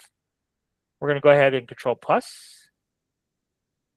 And we'll just call this black face details. And turn that off. And then we have his chin. Now that we're actually going to make part of his black face details. It's not black here, but we're going to make it black to save on having to switch colors. So we're going to go ahead on that particular build plate. So we're going to just hit Control Plus, and I combined it. So you see, those are all of our black elements. Our eyebrows, those are going to be brown. We could make them black, but we're going to make them brown. So our brows, turn that off. Now our teeth are buried right there, see? So we're going to go ahead, and they're white, so that's why we couldn't see them. But I knew they were hiding there. We'll turn that off. Okay, and we know that this piece and this piece are both white. Control Plus. So we'll call this white wings. And we'll turn that off. And then we just have these red bits. So select one, shift click the others. Control Plus. And then this will call red wings. Turn that off. And then we have this, and this, and this, and this. Control Plus. Okay. And that is going to be called the green wings.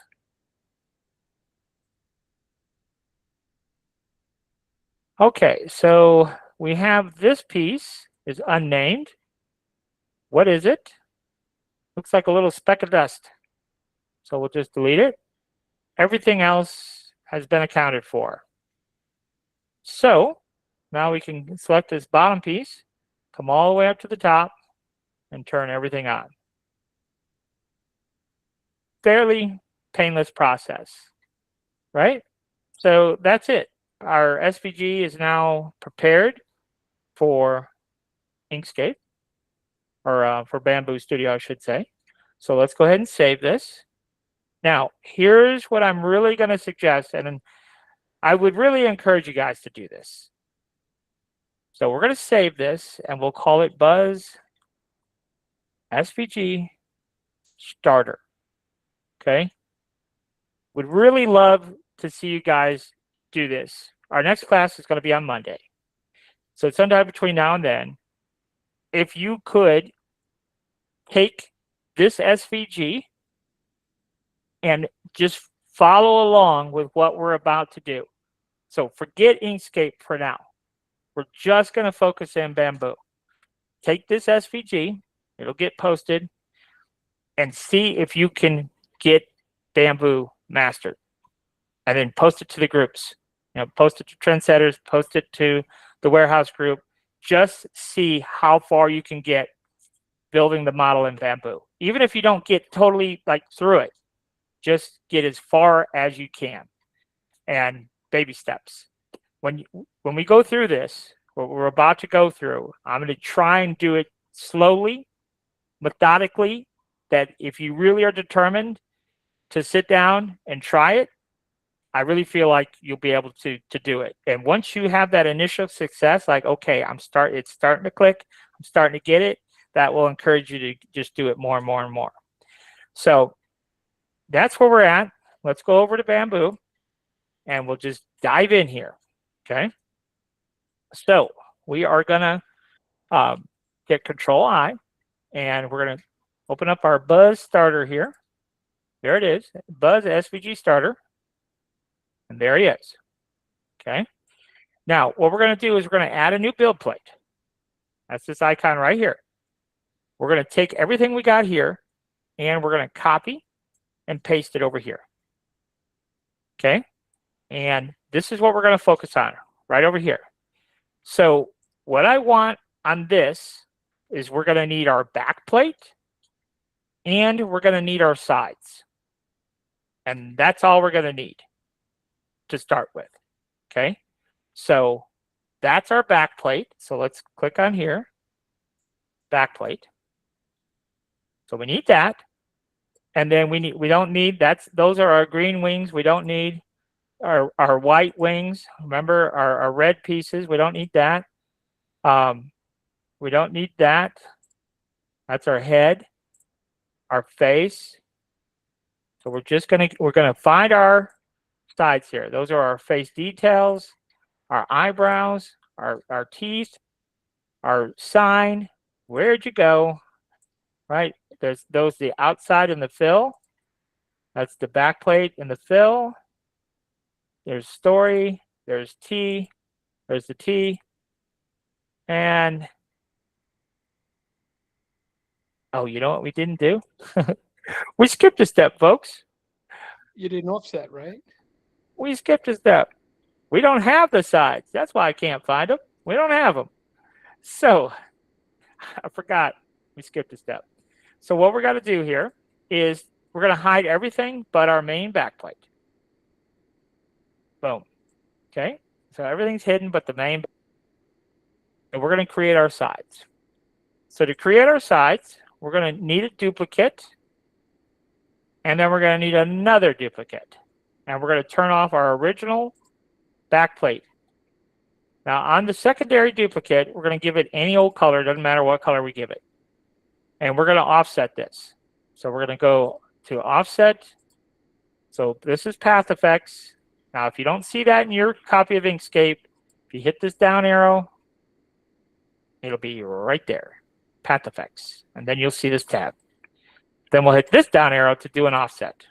And because we're offsetting to the inside, we have to enter a negative value. In this case, we're going to enter a -3. So you see that? We'll get this offset here. So then we take that brownish color, shift click the black, control minus. Now we have our sides. That's the sides of our piggy bank.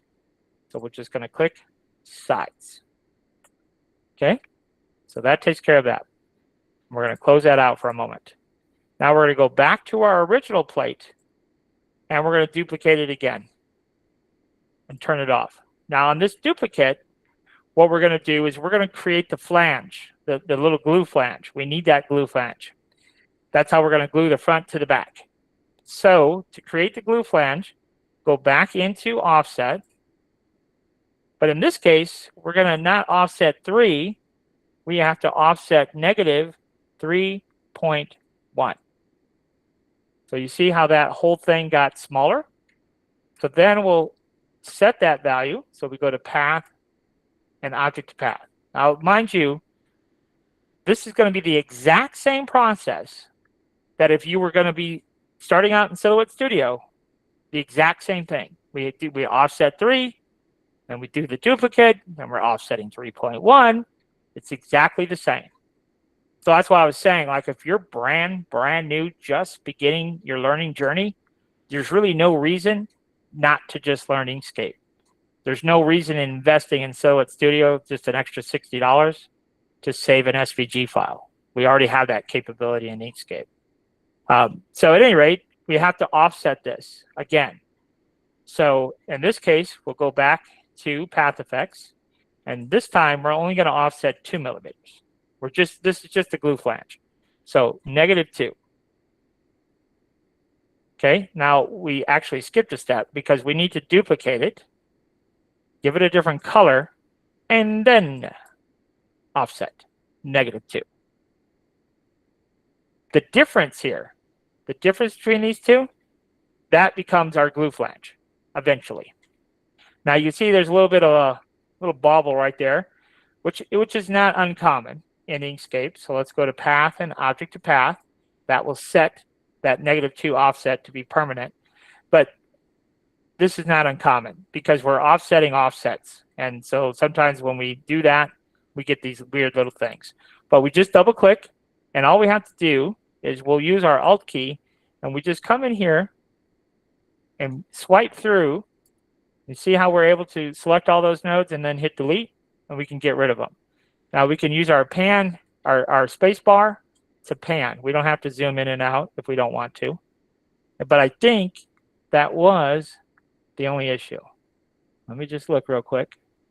Yep, I do believe that was the only issue anyhow. So now all we have to do is take our green piece, shift click our black, control minus.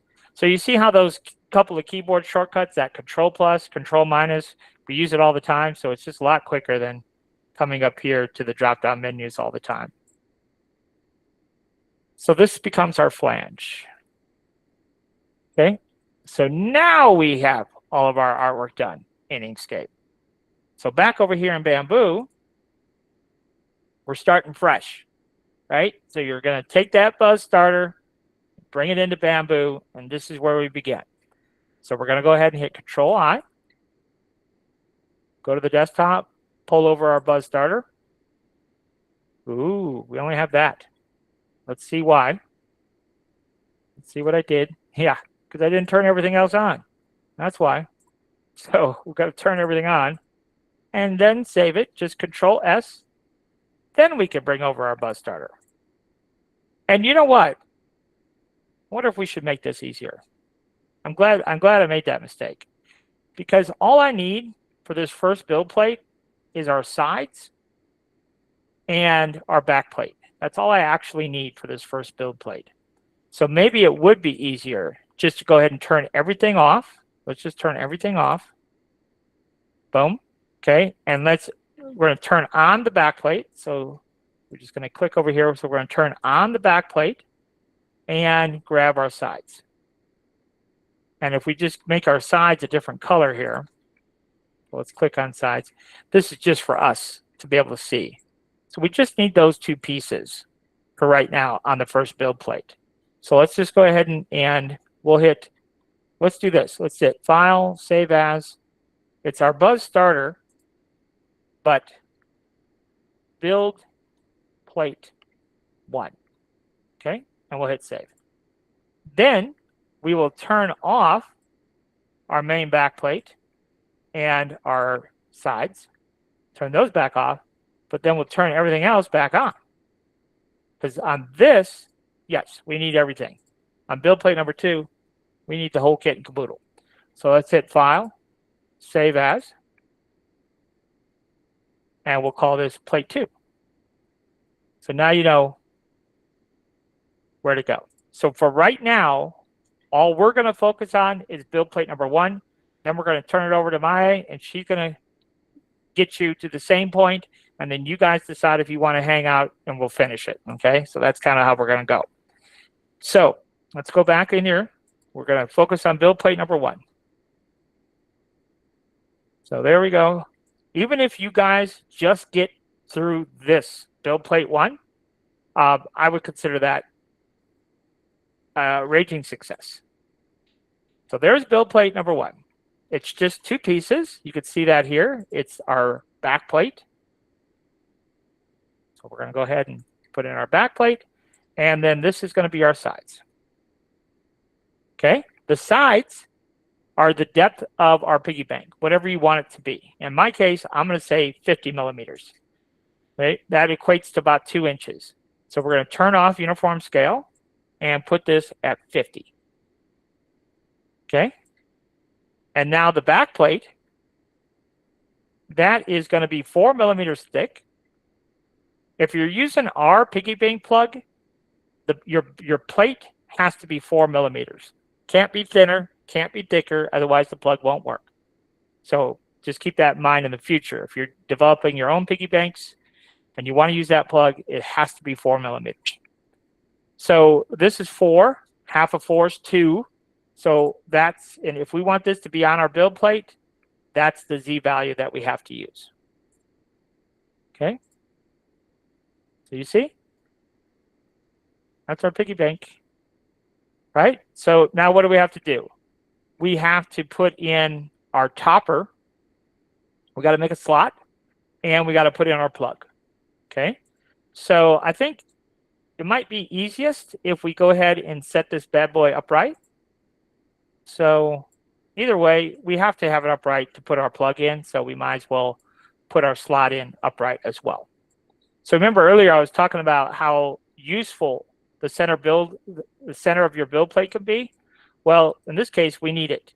So we're going to right click and center. So that piggy bank is perfectly centered. And we're going to right click and we're going to go ahead and something looked weird there for a second. I don't know. It looked like this was rotated, but maybe not. I think it is. Let's see here. Let me back up. And let's do that again.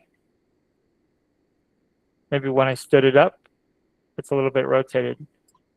No, I don't think it is. Okay, I don't know. It just looks odd to me. All right, so anyway, we're going to put in our slot and our plug. So maybe we'll start with the plug. So we're going to right click or control I, and somewhere on my desktop, I have something called Cutter. So again, this is available on the free Patreon. It's the free Piggy Bank Cutter. Import the geometry only. And this is what we get. This is a little tester. So if we wanted to print this out just to make sure that the plug actually worked, that's what I use to do all my testing with. Because we have to push the plug in and have to be loose enough where we can twist it, but it has to be tight enough where it'll hold in place. So you had to dial that in. But at any rate, we don't need that piece. So this is the device that we use to cut a hole. So we're going to select the plug, shift control the assembly, right click and merge. Okay. Then we're going to set this upright. We have to alt click so we just have this selected, and we'll set it upright like so. Then we have to, this one over here, we're going to go ahead and select both of these pieces, right click and center on the build plate. Then we could center this just by itself. Right click and center it on the build plate. Then we'll go ahead and move this back a little bit where it's going to intersect our back, and then we can move it up. Do you see here? That's what we got going on. So we have to move this forward a little bit. So now it's interacting. And then you can position this wherever you want your plug to be. I'm going to say right about there. So you see how that works? So now we can go ahead and do our mesh boolean. So we'll click on mesh boolean. We'll push everything over. And all we need over here is just this one plug. So you see that's green, everything else is blue. Let's go ahead and execute. Ta-da! There's our hole. All right. We hit escape to get out of that. And now this plug will just fit right in there, no problem. Now we got to put in the slot. So we're going to go ahead and do that. And remember, we're going to, at the end of the day, we're going to glue our front in place. Okay. When we get all said and done, we're going to glue the front on. So this will only be the way to get our money out. Did you have a question? I do. Like with the cap, will we have to test it with like the tolerance or anything? You shouldn't have to, no. Okay. If you're going to print it out, it probably wouldn't hurt to print it out once and just double check that it works as intended. You're going to have to print it out anyhow, you know, as far as the plug goes. So you would only have to print this out in that little plate and test it before we actually, you know, utilize it to cut this hole. But it should work without issue. Okay. It should be good to go. But at any rate, we got to put in our money slot. So we're going to go ahead and right click, and we're going to add a primitive cube. So there is our cube. And then we'll go ahead and resize our cube to whatever you want. It's up to you. So in the Y, I'm going to say it's going to be 6 millimeters wide. And then for the X position, how wide you want this to be, let's just go ahead and go 45. That's, you know, you can see visually that might be the extreme, so you may not want to go that wide. Maybe we'll back it off to, I usually make them 38. I don't know why I picked that number. We'll just make this one 35. But, you know, if you fold the dollar bill a couple of times, it'll fit right in there, no problem. Okay, so that's what I make mine. 6 by 38 is what I usually do. And then as far as the height goes, well, we could just make it, I don't know, it doesn't really matter. We'll just make it like 150. Doesn't really matter. So this we know is centered to the build plate. So if we center this, right click and center that, then we know, you see that? It's right there in the center, and that's good to go. Now, this goes all the way down to the bottom. And if we're going to cut We don't want to cut the bottom. So this little slot has to be connected. So we select our slot, shift control. You have to do shift control in order to select the assembly. And then right click and merge. Okay. So now we can go ahead and alt click our little slot maker and we'll slide it up. And now you can see that slot is not going to affect any other geometry other than our sides right up top here. Now we have a couple of options here. We can be fancy. If you want to be fancy, we can go ahead and alt click on this, right click, and choose change type. Now the reason that change type shows up is because it's part of an assembly. If you don't have it as part of your assembly, then you will not get that option. But instead of a part, we can make it negative. And if we slice this, you'll see that we, in fact, do have our hole. See that? So we do have our slot. And that's because we changed that into a negative, and wherever it interacted with geometry, it sliced it through like we asked it to. And now this says, what does this say? Seems like bank plug has floating cantilever. Okay, so it's warning us that we need supports, is what it's doing.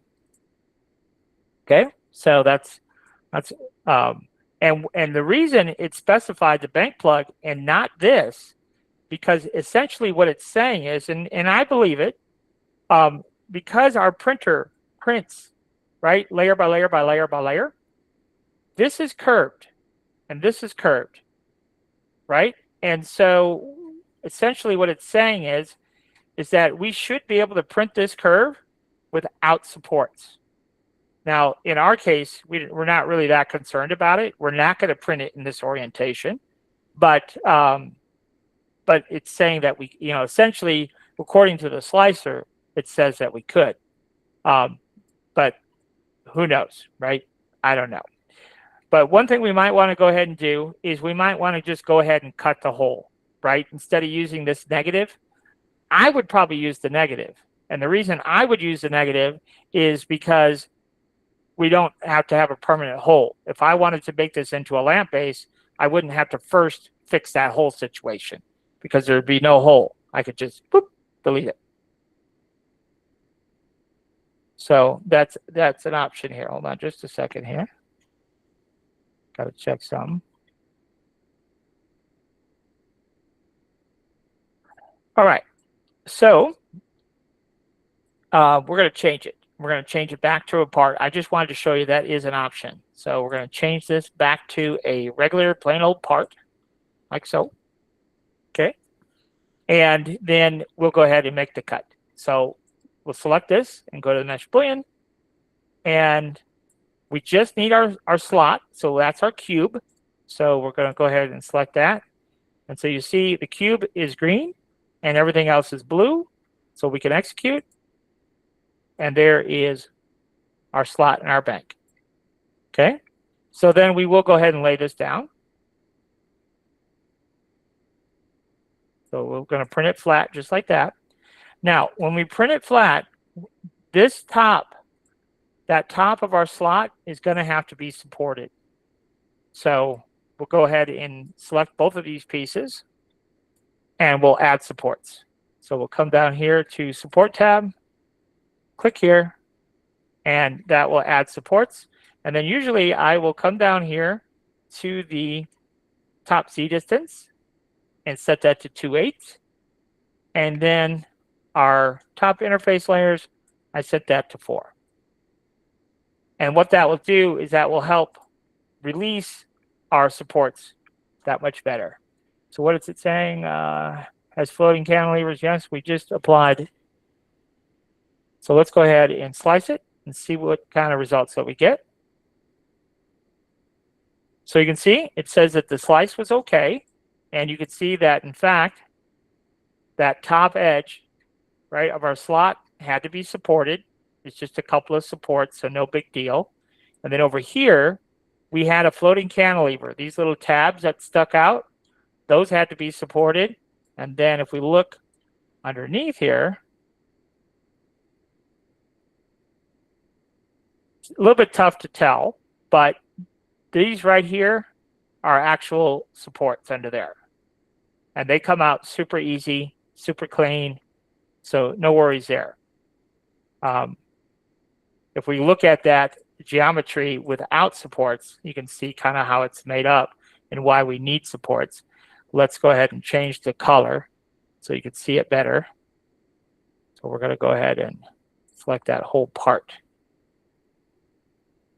But you can see there, we've got that little piece that runs along here and a place for your fingers to grab it and twist it. So that's why, you see that? That's why it needs supports like that. And you can see these are just dangling out in the wind. So that's why those have to be supported as well.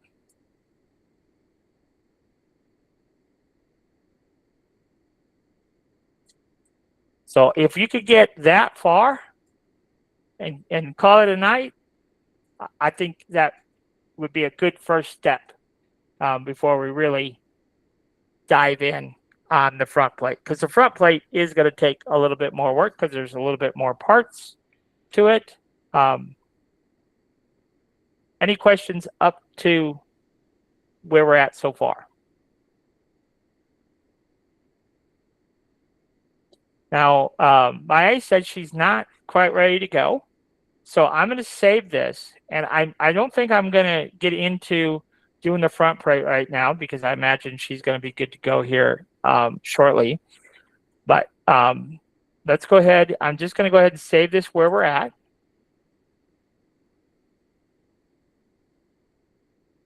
And we'll call it Buzz Bank Plate 1.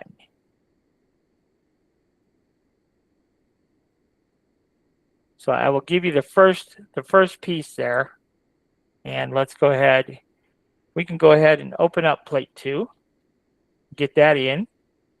So build plate 2. And he's sitting pretty right there. Okay. So I'll just resave that. So she's not quite ready to go. And I had some other pretty interesting image conversions for us to take a look at. So I guess we'll take look at a couple more of those while she is getting things together. So I wanted to show you this one. So let's open it up. I don't know if you guys saw my basketball lamp that I just posted on the group, but it had a big basketball and then it had a Jordan shoe sitting in front of the basketball. And this is the image that I used to create that Jordan shoe. So we'll go into chat and see if we can make chat create an image that we can utilize for our basketball lamp. So what I asked chat to do is to remove the yellow background. And then I asked it to flatten image, make 3 to 4 colors suitable for 3D printing. And this is just a good generic prompt that anytime we're taking a photograph and we want, a 2D graphic that we could 3D print or vinyl cut. So I say flatten the image, make 3 to 4 colors suitable for 3D printing and vinyl cutting. And then when I hit a go, let's see what it gives us. It's really quite remarkable that it can do everything it does in just a matter of a few seconds.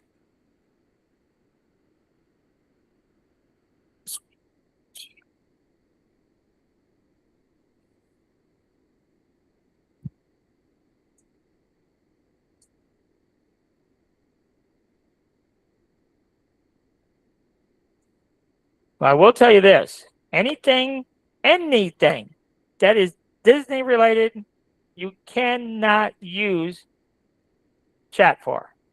It will not do anything for us. That's Disney related. It doesn't like it. It'll do anything else for the most part, but not not Disney. That's where it draws the line. Okay, so this is what we got. All right. Now, clearly, that's not going to 3D print very well, right? So we have to give it a little bit more instruction. So let's just ask it to, we got a couple of issues. We've got shadowing issues. So you see these shadows? We don't want that. We don't want none of the stitching. And you can see here, it's kind of like, it's kind of trying to give us some highlights here. So we don't want that. So we'll choose make flat colors, 2 to 3 colors in the image, remove stitching. And let's see. Okay, and then we're going to do place on a solid white background. Don't even have to use proper spelling. It'll figure it out. It'll figure out what we mean.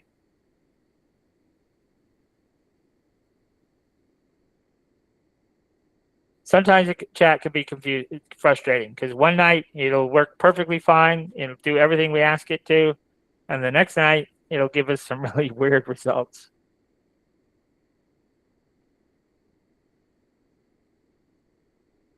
But I'm pretty confident this will get it close. Okay, so we're getting there, right? We're getting there. But more or less did what I asked it to do, but it's not quite where I need it to be. So what we're going to do is we're going to ask it to add in some medium weight black detail lines to separate pieces and colors. Something like that. And what it'll do is it will kind of look back in our chat history. So it's not looking just at this image. It's saying, okay, where did we start? Then what did we do? And so on, right? So now we go ahead and see what it did there. Medium weight.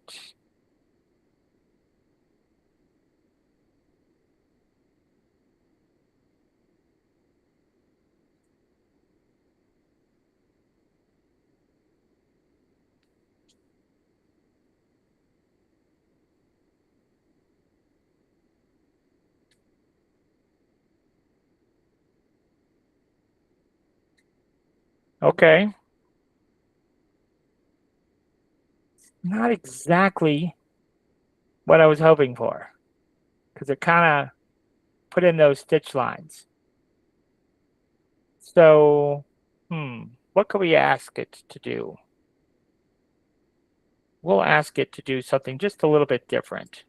So we'll say to remove stitch lines and replace with a thicker, solid black line. Maybe a thicker, solid single. Let's do single black line. So that's pretty close to what we need, but not quite there. So let's see what we can get.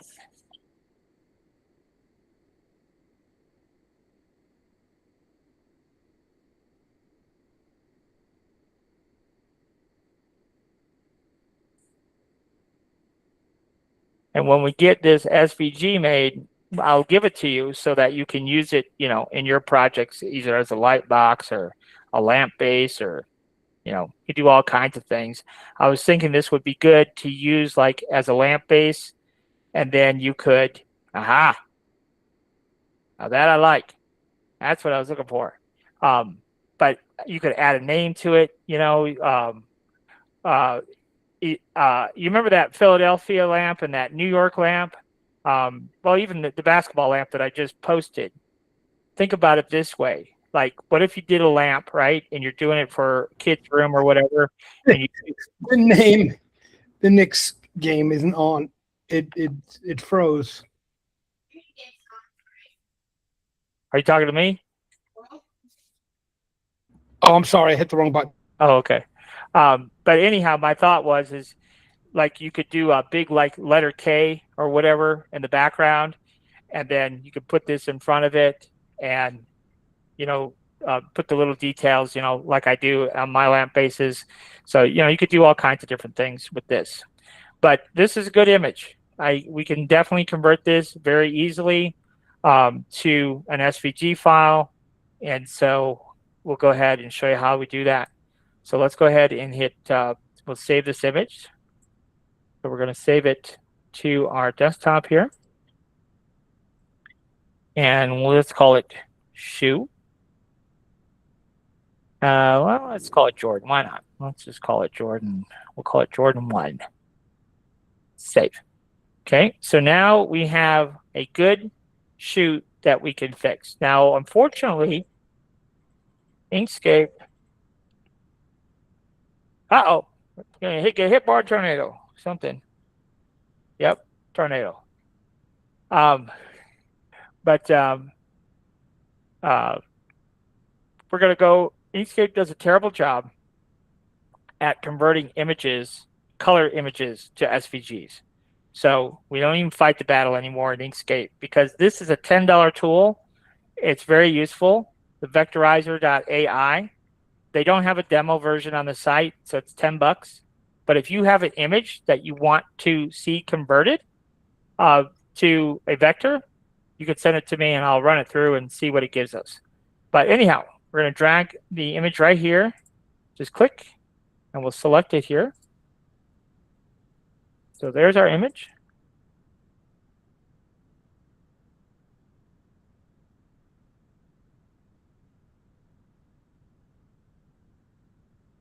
All right, and then we're going to download it.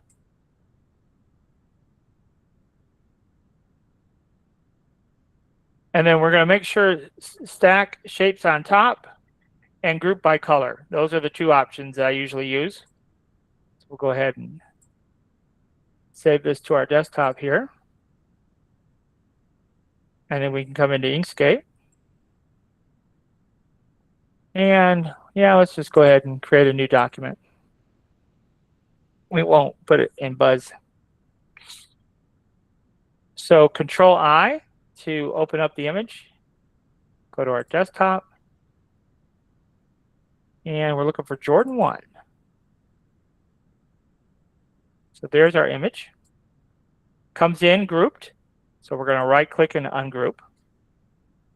Remember earlier I was telling you about groups within groups within groups? Well, here we have more groups. So we're going to go ahead and ungroup it again. And now, there's our Jordan, all those pieces. So we're going to come in here and delete the pieces that we know we don't need. And then we're going to just turn off the pieces that we know we want. So this piece right here, we know we want that. That's our back plate. So you see what it did there? It just got rid of all of that. Now, we're going to simplify this process. Everything, pretty much, everything that's in here, we pretty much want. So we can select our black, right click and select same fill color.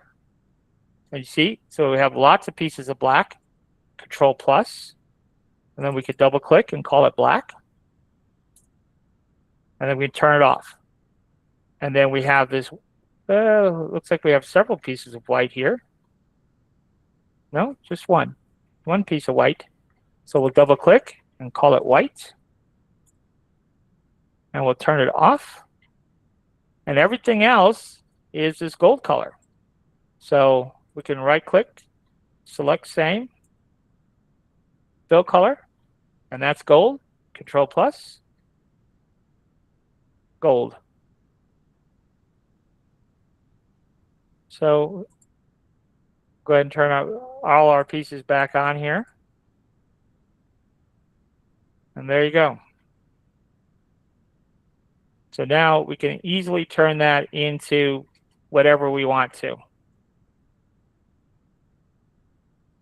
So we're going to go ahead and save this. And we're going to call it, we'll call it Jordan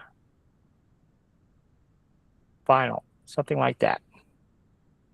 And we'll go ahead and hit save. And then let's just pop over to Bamboo here. Let's go ahead and just create a new project. We will go ahead and save that one. And we'll just go ahead and pull this in so you can see this. So Jordan Final, there we go. She's pretty big, so let's scale it down. So we are going to use uniform scale, and we'll scale it down to 240. That's will be our maximum build plate. So that's, you know, like a men's size 8. So this will be the thickness here. So of our back plate. So we'll uncheck uniform scale. So we'll do 75 mil. And then that is, what is that? That I don't think is going to be anything. So just a mystery remnant. That's going to be white. So do we have white? We do. Number 11 is white. That is going to be 2 mil thick, sitting on top of 75. So the Z would be 76, half of 2. And then our next piece is going to be, let's see, what is our next piece going to be? So I believe that is black. So we'll make it 2 mil thick. And then we'll be at 76. And then this one is going to be gold, which is color number 4. And its thickness is going to be 2. And its placement is going to be 76. Do you see that? Now, if we want to, might as well go ahead and finish her off for you. So let's go ahead and add a new build plate. Let's go ahead and Control I and import our puck. Now you guys should definitely have the puck already, right? Because it's available on the Patreon. This is only on the paid Patreon though. Either tier, either the $10 or the $20 tier, has the puck. So you just have to scroll down a little ways to find it, but it's there. And we do it this way because we're going to put our lamppost here, but this is the one we're going to print. But this is the one we're going to put in our shoe. So that looks good. We're going to run with it just like it is. And then we're going to go ahead and cut a hole. But to cut a hole, we got to connect these two. So we select our puck, shift control the shoe, and then right click and merge. Okay. We're going to cut a hole. So we select the whole thing, and then we're going to go to Mesh Boolean, and we're going to go to subtraction, and we don't need these parts. We just need the puck. So that's the puck. So the rest of this we don't need.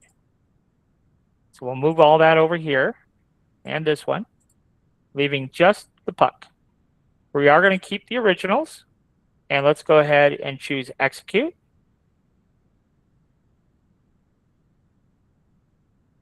And we're going to keep the originals because we're going to make a display piece inside the file. I'll explain that here in a second, but I do want to look at this and make sure that it did cut the hole. So no worries there. And so that is the start of our lamp base. Now, what I want to do here is I want to do something. So you see this big block right here? I want to maybe do something with that. So, and this part, I'm just making it up as I go along. So bear with me here, but I want to do something with this. So what can we do? Well, if we know our slicer pretty well, we can do quite a few things. So let's go ahead and stand this up on end. I think this will be easier to visualize. All right. So what I want to do here is I want to cut a hole in here. So let's go ahead and right click and we're going to add a primitive cube. Now we know that this is 70, or let's see, how deep is that? Yep, 75. So we know that's 75 deep. And so what I want to do is I want to deduct, if I deduct 10, that would be 65. But I don't want to deduct 10. I only want to deduct 8. So that'll be 67. That's the way I do my math. So at any rate, on our cube, we're going to scale it. And in the Y direction here, we're going to do it 67. All right. And then I don't know exactly how far this way we're going to go with this. Have no clue. So we're just going to do that. And then we're going to something like that. Now, this has to be over here in order to right-click and center on the build plate.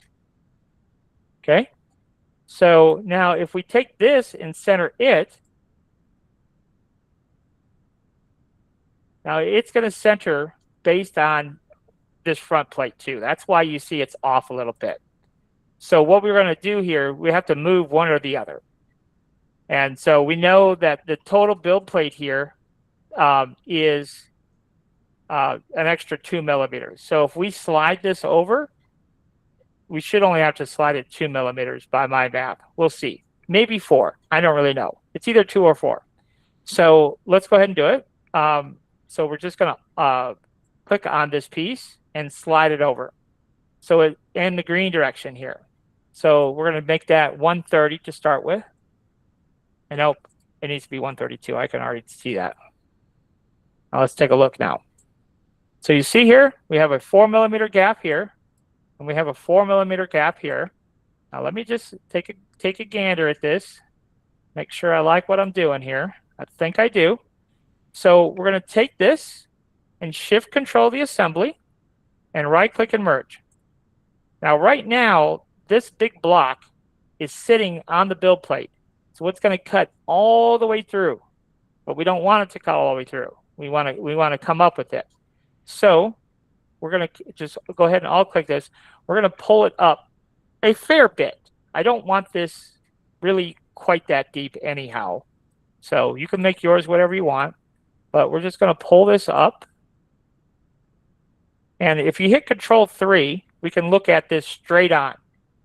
And then you get a better idea of exactly how much we want to move this, how deep we want that first cavity to be.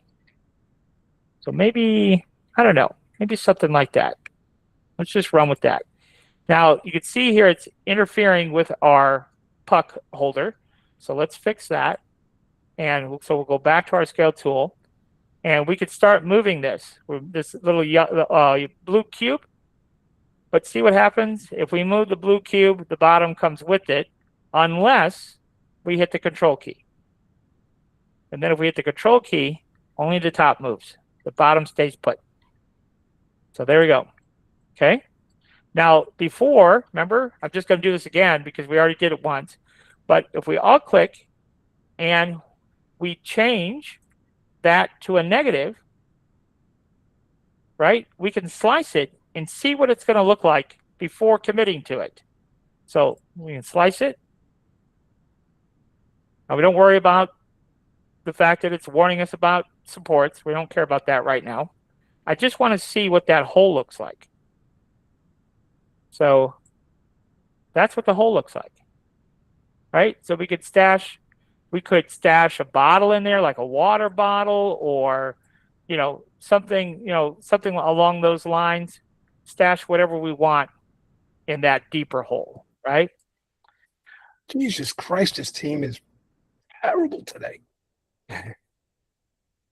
I guess the Knicks are winning. Oh, I'm sorry. I had the wrong ball. No worries. Yeah, they're playing terrible. Sorry, guys. All right, so we've got that first one figured out. So now we can just copy this. So we can alt-click, copy and paste, and slide it forward. And again, if we go back to looking at it dead from the front, you can see exactly how much space is in between. And you can adjust that. So, and what it's going to do is it's going to actually create a little divider right there for us. Okay. Now we could just leave it just like that and go ahead and reslice it. And I think I will just leave those as negative parts rather than actually committing to it, because who knows? You may get this file and you may want to make some changes to it. Make it smaller or maybe not have the cutouts. But see, now you've got a nice little storage spot. You got two places where you can throw some AirPods or whatever you want to do, and got some flexibility there. We'll go back. So now let's go ahead and add a lampshade, just so you can see what this is going to look like when it's all said and done. So we're going to go ahead and Control I here. I have this lampshade available for purchase. This won't come with this file, but it's $5 if you want this particular shade. And of course, we showed you in previous classes, all you got to do is rewind. And we showed you how to make these in Blender. And it's an easy project. And so you should be able to do it. Okay. So we got to rotate this. So let's rotate it 45 degrees. When you rotate on the outside like this, you see where my mouse is? It's way out here. We have free rotation, right?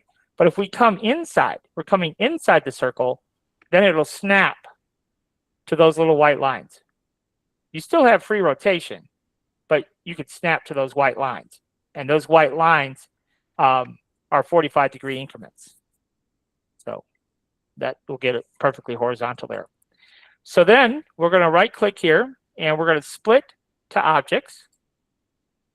And then we're going to do it one more time, but this time we're going to split to parts. Okay. Now I painted this, which I almost never paint, but in this case, I don't know why I painted. But we're going to click on this, go to our painting tool, and we're going to erase all painting. And then we're just going to select that ring at the top. So we can come in here and we can alt-click our ring and alt-click this ring, and we're going to make it color number 4. Didn't mean to do that, but hey, that was kind of cool. So I'm going to leave it like that. And we're going to make that black because, yeah, that's cool. I like that. All right. So now I'm going to select my lampshade, and I'm going to come over here to objects. All of this on the inside here, all those little bits, for what we need to do, which is purely just for looks, we can get rid of that. Okay. So let's do it. Let's go ahead and get rid of all that. So we're just going to come down here, and that's all that stuff. So now all we have is the shade and the two rings. So let's move this over here. Okay, so now what we're going to do is we're going to put this shade right on top of that puck. So how do we get there? Well, we all click the puck, click on the move tool. This is where we take advantage of our XY position. So it's negative 529.08. Okay, so we click on this, negative 529.08. Yes, you do kind of sort of have to have an engineering degree, which fortunately I actually have. I went to school for architecture is what I went to school for. Never worked in the architectural field a day in my life. 192.76. My cousin and I went to the same architectural school, and he's still working as an architect. But But I said, no, I'm going to get my degree, but I'm never going to work a day in the architectural field. So when I got done with school, I went for architecture and electrical engineering. I immediately went into software development and I created a software program for architects. So, but I just did it on my own, not with a company. So, all right. So now we want to move our lampshade vertically. So our lampshade is perfectly centered to our puck at this point. So we're going to select this assembly, shift control this one, right click and merge. And now to move this up, I got to grab all of these pieces of our lampshade. So this piece, 1, 2, and 3. And then I can move. Now let's take a look here. How high I want to come up, about like that. All right, so let's just call it good right there. All right. So I didn't think about chat. Chat is gonna not like these big old bricks. So what I'm gonna have to do is I'm gonna have to cut a hole in it. But I'm gonna give you this just for chat. I'm cutting a hole just for chat. I'm gonna give you the one that the uncut one. So we are gonna go ahead and cut this. So we have to alt click this and we're gonna have to change type back to a regular part. And then we're gonna have to do a mesh boolean. So we'll come up here to mesh boolean. And let's find our cubes. Cubes are in there somewhere. Right there. There's one there and one there. And we'll push that over here to the right. So you can see what we're cutting. Now let's go ahead and execute. With any kind of luck, it did actually cut it. Let's see. Ooh. See, that's why I said you got to always check them. You always got to check them because it'll cut one and not the other. Got it. So right click and fix the model.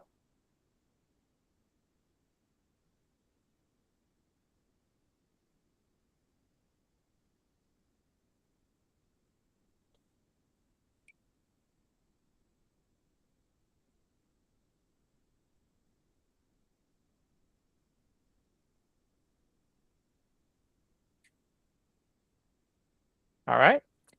And now we should be able to cut. So we'll go back in, push everything back over. We need one more cube, which is right there. And we'll go ahead and we won't keep the originals this time because I'm pretty sure it will really cut. And there you go. Ta-da. So those are our little containers there. So that part's good. Now, I don't know if chat will pick this up, the distinction that there are some holes there, but we'll give it a go and see if it does. So we just get the angle that we want. You know, maybe something like that. I don't know. Got to think about how chat is going to do this. And we're going to fix the Nick score with our AI image. So I think I do want this lampshade up a little bit higher though. So let me go ahead and select those parts of my lampshade. I think I want to give it just a little bit more elevation. But we don't want our pipe. We just want our lampshade pieces. So there's our third one. All right, so we're just going to slide this up a little bit. It's a small adjustment, but well worth it. All right, so that's what we're going to go with right there. So let's go ahead and get a screenshot.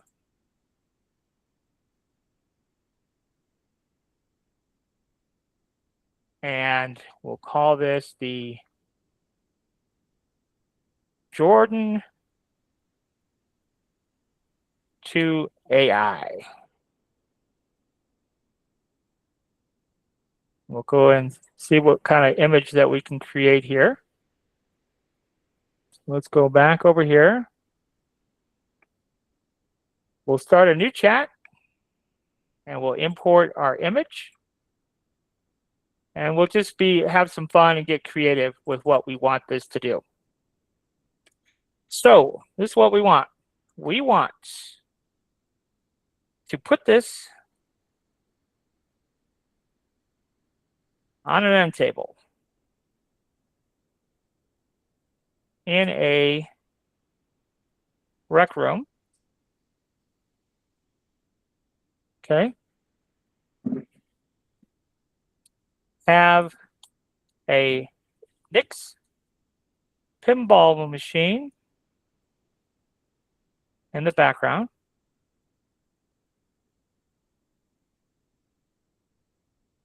Have the Knicks and Spurs playing on the big screen with the Knicks leading the Spurs late in the fourth quarter. 120, Don't jinx me. 126 to Be careful. 98. Okay. So, and then we want to, so place on an end table in a rec room, have the lamp lighting with a nice warm glow. And just for fun, let's go ahead and light up the gold and white details on the front. So we're going to light the gold and white details on the front of the lamp base. And then we are going to place some snacks and candy in the holes in the top of the lamp base. So normally I would do this in separate prompts. You know, I do a little bit, and then do a little bit, and then do a little bit. But this time we're going to try and knock it all out in one shot here. And then finally, we want to add the Jump Man logo and Michael Jordan signature to the lampshade. All right. So got the Knicks pinball machine in there, and the Knicks should be leading the Spurs. So here we go. So you can ask chat to do anything. Now, that doesn't necessarily mean it's going to do it, but we can ask it. And sometimes it does a really good job, and other times, not so much.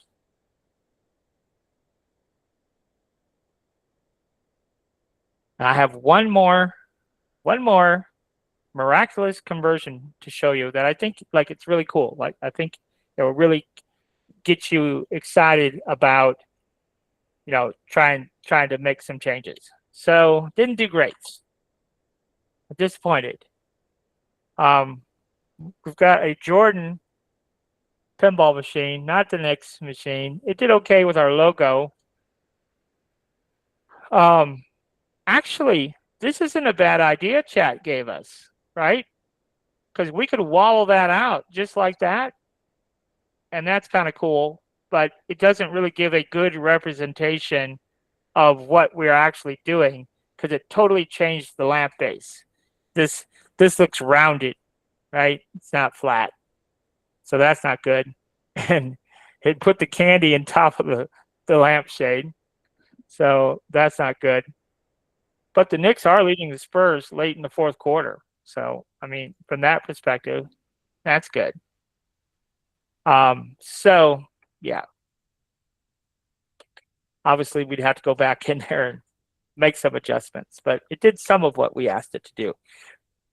But that's why I said normally I would do it in steps, because it didn't like, I should have just done one or two things and then one or two things and then one or two things. It works better when we do it that way. So it gives you some ideas to play around with. But I wanted to show you this one thing that I thought actually turned out pretty cool. I don't know if you guys seen this earlier, but I basically took the vanity that we did, the Hello Kitty vanity, and I added this to it. And so, and then I made my feet just a little bit bigger than what we did in Hello Kitty. But what I wanted to show you was what we started with in order to make this. So this is what we started with. Okay, this is the image that we started with. And so you can see here, right? Pretty darn similar. But the problem is this is not a very good image, right, to begin with. But chat doesn't care. It doesn't care if we have good images. So we just throw it in there and hope for the best. So remember, I told you to take it in steps. It's better if we take it in steps. So the first step is we're going to extract the hand from the background and remove the purple bracelet. That's all we're going to ask it to do. So we're going to extract the hand from the background and remove the purple bracelet.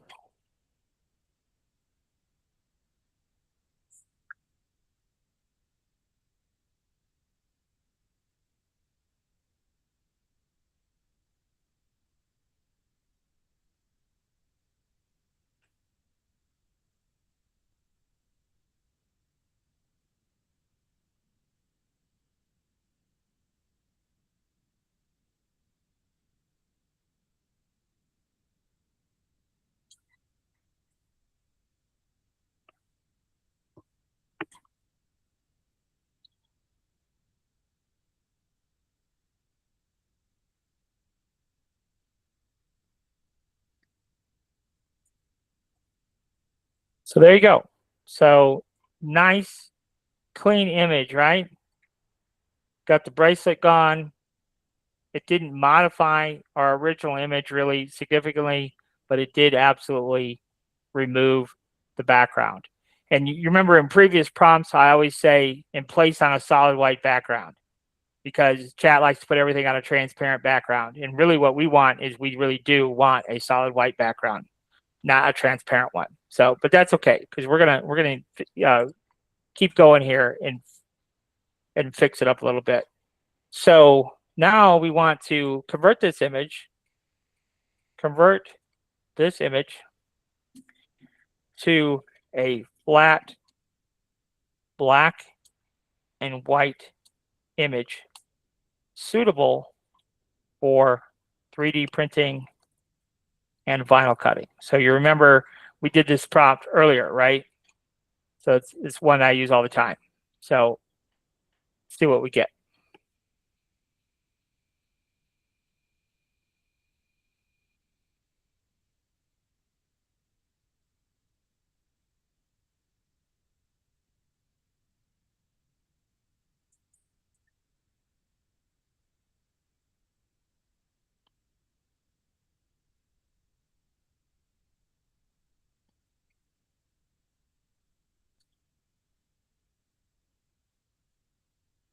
It'll kind of just like make you look at images differently, you know, and try different things.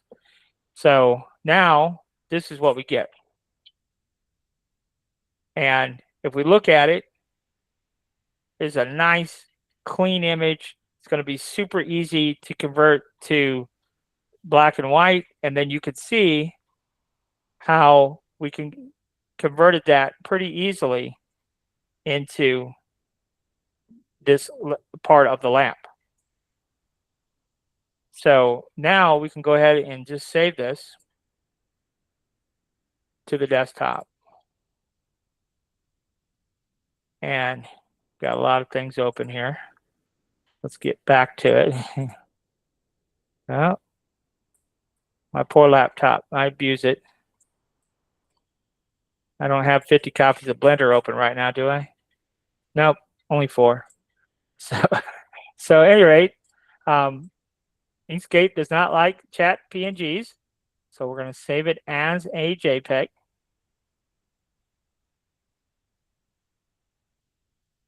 And then we can come into Inkscape here.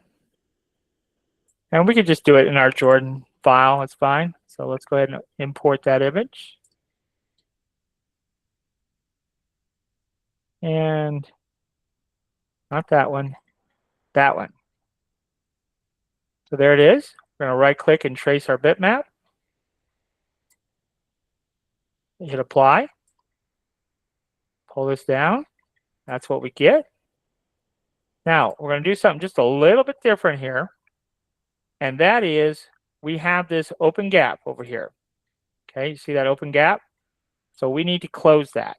So we're going to grab our rectangle tool, which is the R key on our keyboard. We're going to drag out a rectangle. And then we're just going to click and rotate a little bit. Something about like that. And we're just going to nip those ends off. So shift click this, control minus. You can see we just nip those ends off just a little bit. Grab our pen tool, and we're just going to drag a line and come across here. Okay, now you don't see any stroke, which is not uncommon. So we're going to shift click our black. Now we see a stroke. And now we have kind of a thicker line. So we're going to grab our node edit tool, and we're just going to manually place that wherever we want to, where it looks like, you know, it's just an extension, right? So now we're going to take that line and we're going to go path, choose this option, stroke to path. Right now, just so you can see this, right now what we have is a line. So if we go to path and stroke to path, we've taken our stroke and we made it into a path. But notice it kept our middle line here. So what it did is actually creates a group. And in that group is the line and our newly created shape here. So all I'm going to do here is take this shape and shift click on this shape and combine it into one. And this little shape here we don't need. So this is what we got. And the only reason that we did that, believe it or not, the only reason we had to do that was because I want to break it apart. And really, when you're breaking things apart, you don't want to open end. So now when we break it apart, we'll get what we expect. So path and break apart. Now we know that this very outside piece, we can go to object, lower to bottom, give it a color. So you see, we get this. Now we're going to take this center piece and shift click the red, control minus. Now that is supposed to cut a hole, but you can see it didn't. It didn't appear to, but if we double click on it, something happened there. What happened? I don't know. So let's click on that again and figure this out.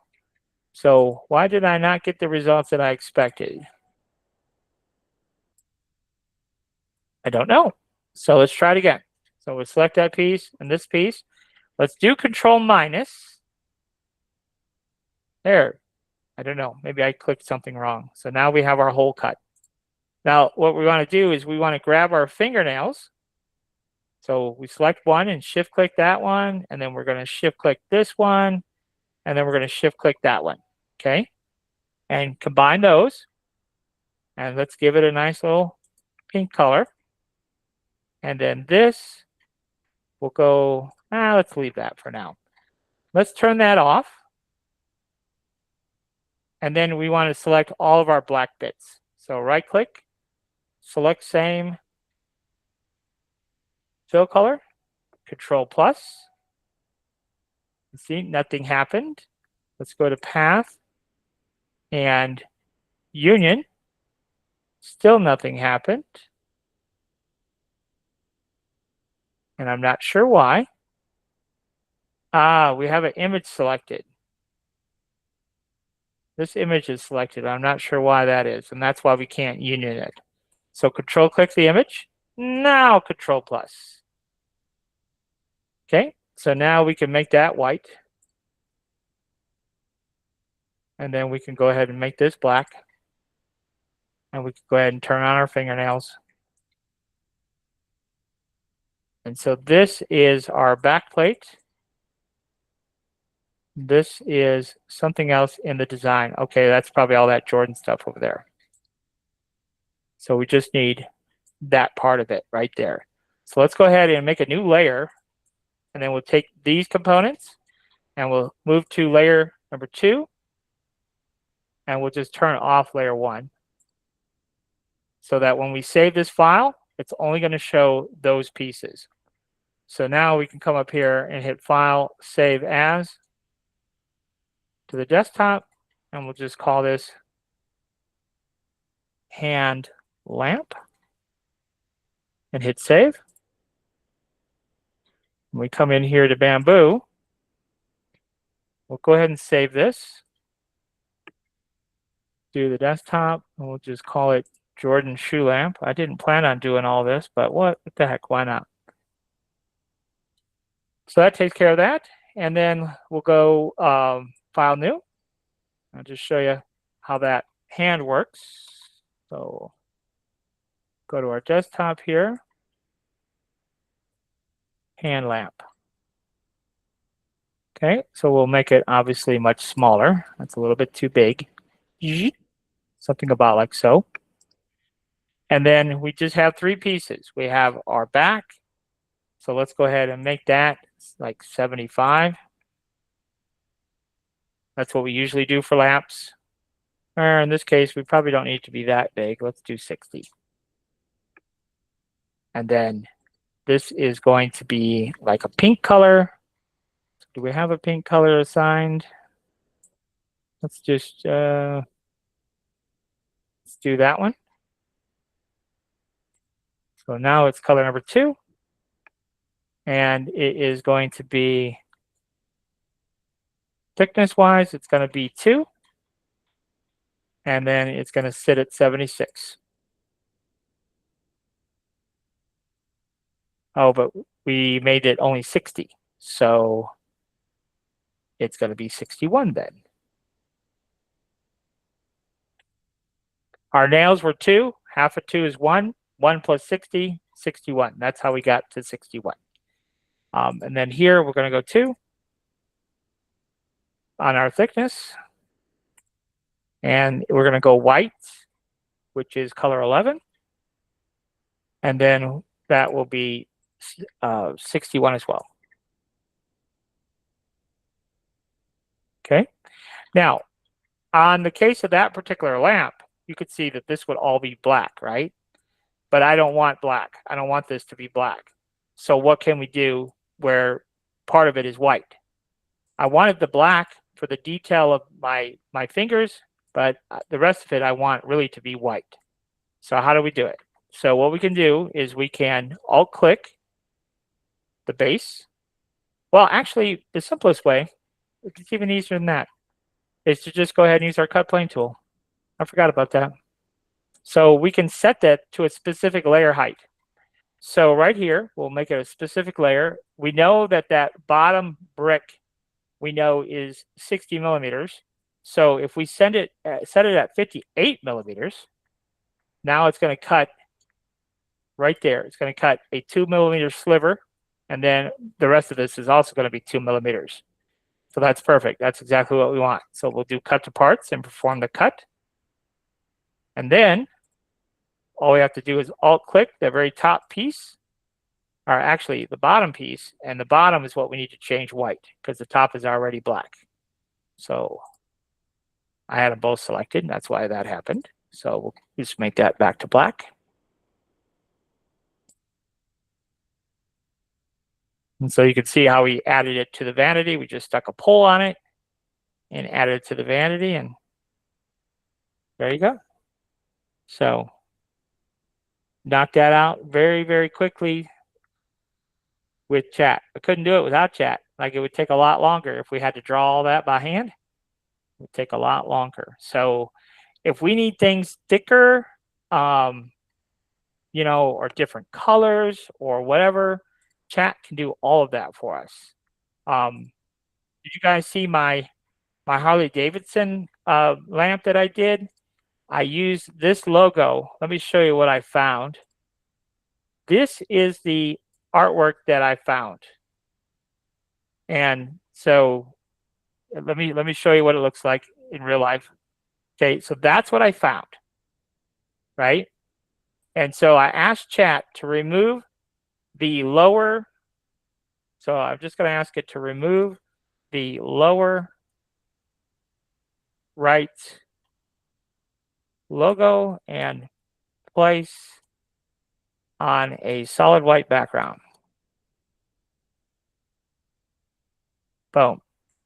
So that's step one.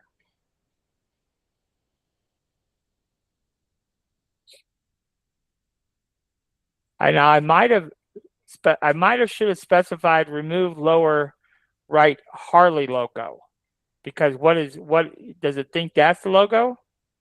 I don't know. It might. I forgot exactly what I asked it to do, but essentially I isolated.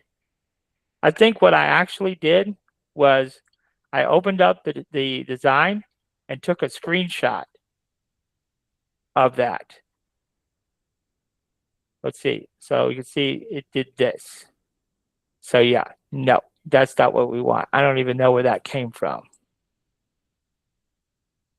So let's do that. So I just zoomed in here, and we'll use our little snipping tool, and we'll make a snip. And then let's just see if we can copy it and see if it lets us paste it. It does. Hey, look at there. Learn something new. So now we can remove. So we're going to remove the lower logo in the circle and close up the circle at the bottom.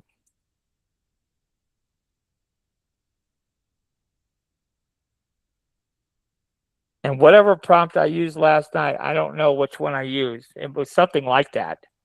But it removed that logo, closed up the circle, extended those lines, and boom, we had an image for our lamp. Just that quick. Now, I could have done all that manually in Inkscape, obviously, but that would not have been fun. So there you go. Isn't that amazing that it can do that for us? Like, that's just crazy to me. Now, for our lamp base, we need an outside offset, right? To go for the shape of our lampshade, right? For this piece. So that's what I would ask it to do now. So I'm going to say image is 200. Let's just say it's 200 millimeters. And I give it a reference dimension so it knows how big it is. And now I'm going to ask for a specific dimension for the offset. So image is 200 millimeters tall. Doesn't matter about the width. And add a 8 millimeter offset border. We have to use that word offset. Otherwise, it might make like a square border all the way around it or something, a rectangular one. So we're going to add a 8 millimeter offset border with a medium weight black line, something like that. And see what it does.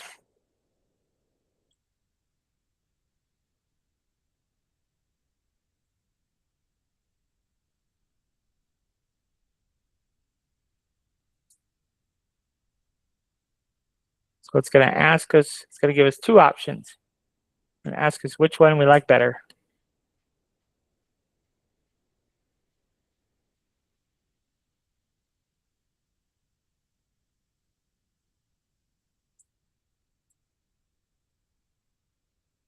Okay. I surely like that one. It's exactly what I wanted. Let's wait for the other one. See if it's even better.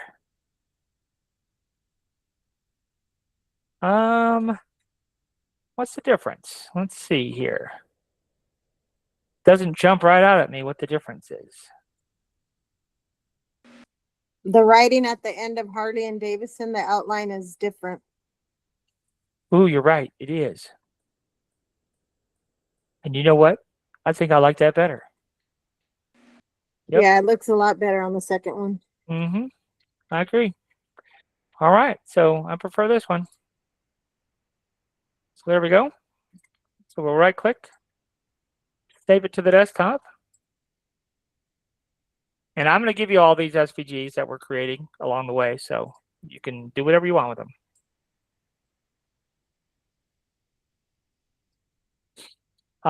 So again, Inkscape does not like chat PNGs.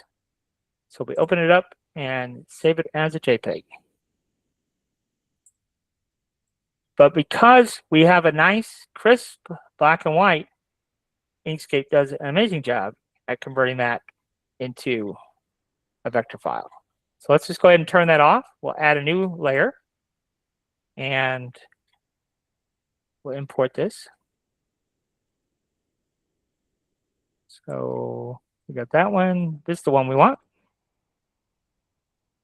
Okay, we'll right click and we will trace the bitmap. And again, that threshold slider is always in the dead center. And hit apply. Can't go wrong. Cannot go wrong. Look at that. See, nice, very crisp, right? Everything is just nice. And the real takeaway when you do this is just double click. Now, if we look at this, now yes, it's a lot of notes, okay? But if you look at exactly what we got going on here, there's a lot of stuff going on. But this is not overkill for, in my opinion, for what we're doing. This is not an overabundant number of notes. And so this is especially important if we're going to be using Tinkercad, is because Tinkercad will only accept a certain amount of nodes and it will crash.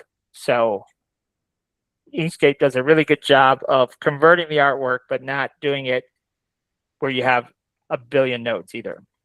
So just like we did previously, we're going to go path and break apart. We'll go into outline mode. That secondary line, we don't need. Now this outside line, yes. Let's go ahead and give it a white color. We're going to go to object and lower it to the bottom. We could also hit the N key on our keyboard, does the same thing. Come back out, and this is what we got. So all we have to do is select all of this, like so, Control K. Combine that all back together. And now we have a perfect SVG. We can do whatever we want with it. So make a lamp base, it's the same process over and over and over again. But I just think it's amazing that we could just tell it, hey, get rid of that logo and clean it up. And it'll actually get rid of the logo and clean it up. So it's pretty fun to play with. So yeah, it's $20 a month. So it's just another nickel and dime in us, but we could do some pretty cool stuff.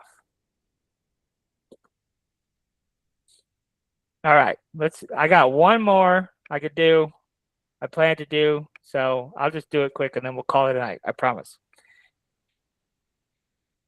So somebody wanted this image. Let's see here, let's get rid of this. So somebody wanted this image. Let me show you the image. And they said, can you make this into a cake topper? And so, of course, looking at it initially, I'm like, well, that's not going to be easy. That might be a little bit complicated to redraw all that. Like how we going to convert that, right? So we can't go to like the vectorizer and expect anything to yield out of that. Just too detailed. So, but chat can do anything. So we can ask chat to convert image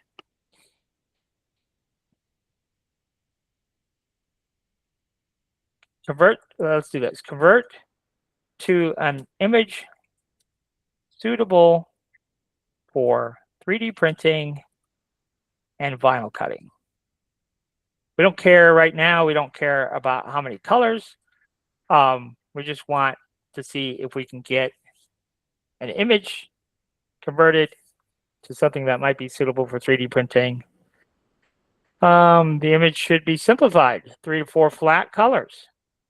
No gradients, sparkles, or shading. Recommended color palette. Please upload the image at full resolution. Current preview is compressed, and I can create a proper vinyl cut SVG ready 4-color version. Well, no, chat. Don't tell me what to do. So convert image to 4 to 6 colors suitable for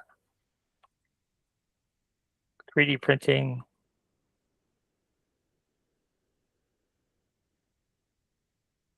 and vinyl cutting. And if it really insists on an image, we'll say, hey, we don't have a raw image. That's all we got, chat. You got to make it work.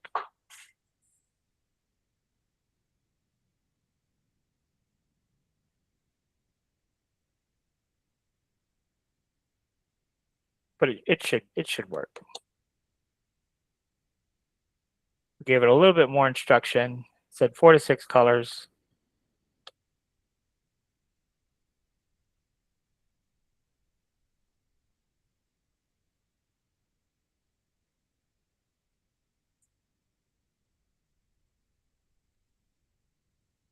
Okay.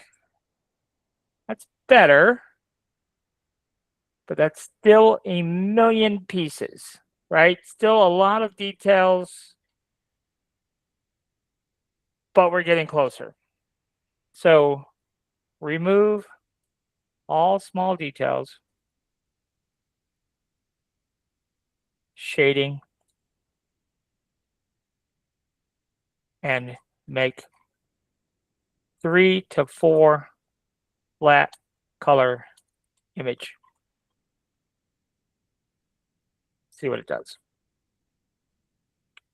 Now it won't literally reduce the image to 3 to 4 colors, but it'll get the idea that we want to reduce the number of colors, because really there's no way to make the image look good, probably in chat's mind, if it was only 3 to 4 colors. So even though we gave it a specific instruction, it knows to use its best judgment.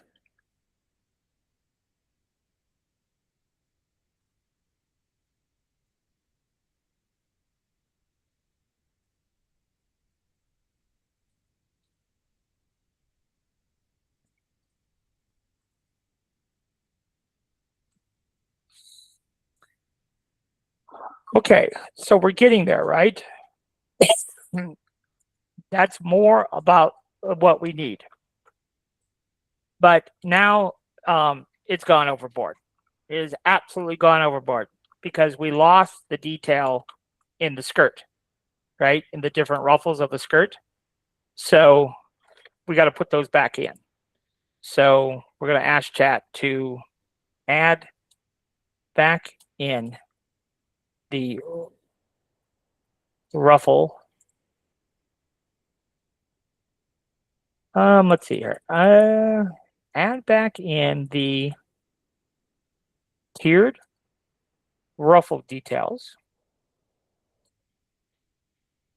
and place a medium weight black line between the tiers. Something like that. So we're getting close.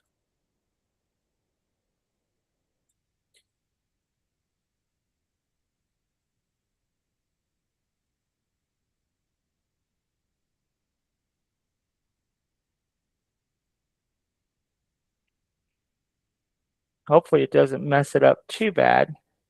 Just gives us what we want. But considering where we started and what we've got going on now, that is, you know, a big deal. And so we should be able to create the cake topper from these details that we get this go around.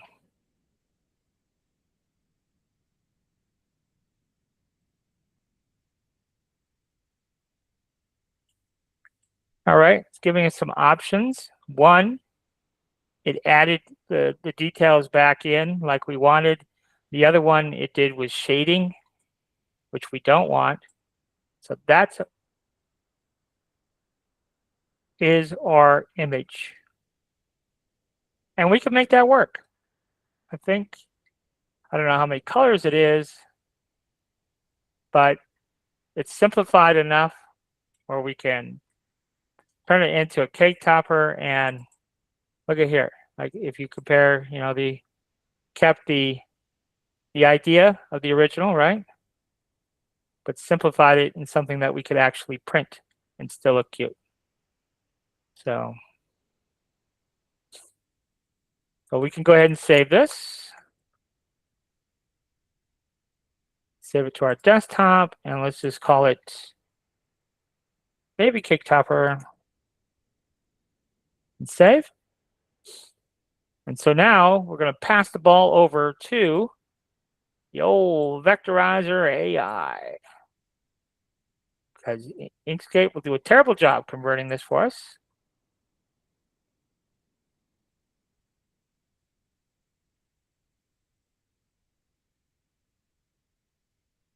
But this is $10 for vectorizer AI. Well worth the investment. So we can go ahead and hit download. And I will give you this SVG too, so you'll have it. So you can try and make your cake topper if you want to experiment with it. So come back in here to Inkscape. And let's go ahead and create a new layer. Turn off that previous one. I really love how the layers work in Inkscape. That is one thing that you guys miss over in Silhouette Studio. So there's our cake topper right here. Now this is an SVG. So we're going to right click and ungroup. You can see here we've got lots of groups. So we're going to right click and ungroup again. Now I don't know how many deep we got to go, but look at there. Lots of pieces again, right? But you guys already know the process now. What are we going to do? We're going to, first of all, delete our background color, right? We don't need that. Then what are we going to do? Just start picking. So we're going to come up here with our bows, right? And we're just going to turn it off.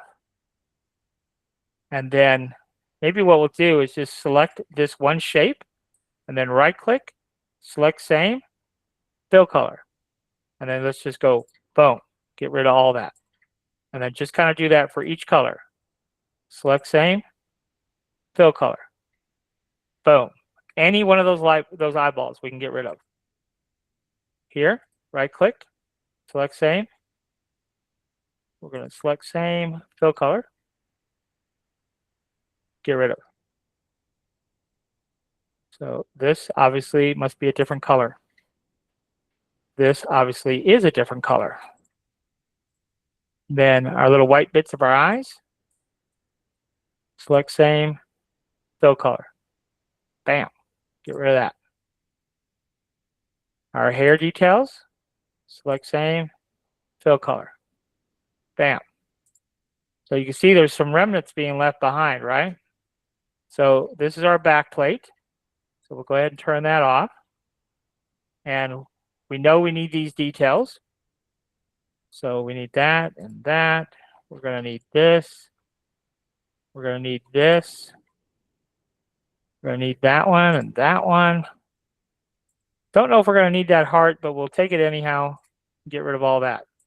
Now, what's left is all the junk. that we don't need. And that's one bad thing about vectorizer AI. Always expect junk.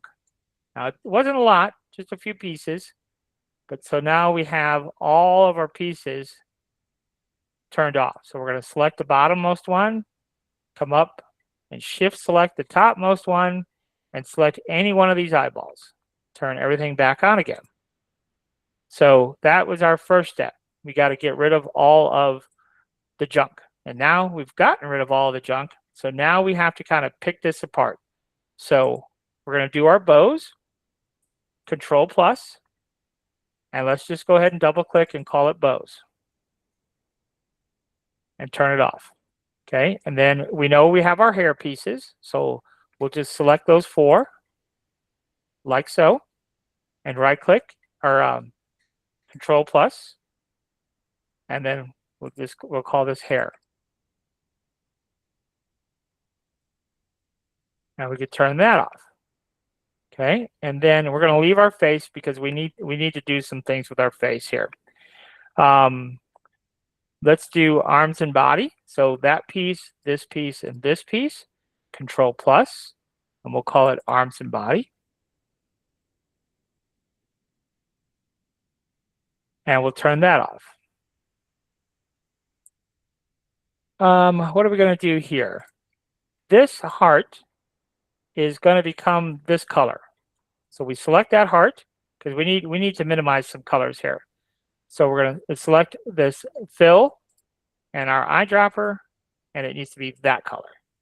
Okay, so that's how that's going to work. So we can select this piece, and this piece, and this piece, and this piece, and the skirt. Now if you pull this out and see, you're only selecting part of the skirt. So what we're going to do is select that, and then right click and choose select same, fill color. And we're going to select all of the parts of our skirt, Control plus. And then go back to our layers palette, and we'll just call this dark brown skirt. And then turn that off.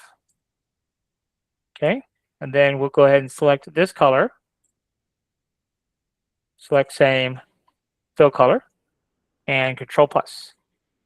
And then this is going to be light tan skirt. Turn that off. So this is going to be our back plate. And we're going to turn that off. The heart we don't need. We can go ahead and get rid of that. And what is that? I don't know what that is. Must be part of our hair. So let's turn that on. Let's see. Yep. One little piece of our hair. So we'll go ahead and Control plus. And then we can turn that back off. Now, what are we going to do about this? So the eyebrows, I do want to print on top of the face. So we're going to go ahead and Control plus that. And this is our brows. I do want that piece to be separate. We'll turn that off. Now, the eye socket here, this right here, no. I want that. I want to cut through my face, and I want that to be my back plate beyond. So on this, we're going to select this eye, shift click, and Control minus. We need a hole, okay? And then same thing over here, same thing. Shift click, Control minus. We need a hole. And now when we turn on our back plate, visually, right, it looks like we expect it to look. Now, these little detail lines, same thing. So shift click our face, Control minus, and the little nose piece, same thing, Control minus. Okay, and like I say, when we turn on our back plate, visually, everything looks like it should. Okay, so we'll turn that back off. Our back plate is. Okay, so we're gaining on it. So then what are we going to do about our mouth? Well, our mouth is going to do the same thing. We're going to go ahead and shift click, Control minus, And then, yes, we have our tongue. So this is our tongue. And then we can go ahead and just turn that off for fun. Then we have this piece and this piece and this piece and this piece and this piece. So I'm just clicking one and then shift clicking the others. Control plus, and that is going to be white eyes. And we can turn that off, and then that is going to be our face. And then we turn that off, and then our ear, that's part of our face. So Control plus, and there we go. So now we whittled it down, that whole big stack, 1, 2, 3, 4, 5, 6, 7, 8, 9, 10 manageable pieces to build our cake topper.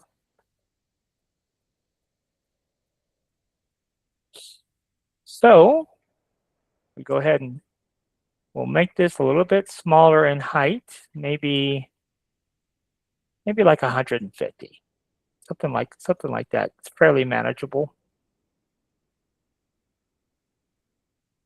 And then we'll save it. File, save as.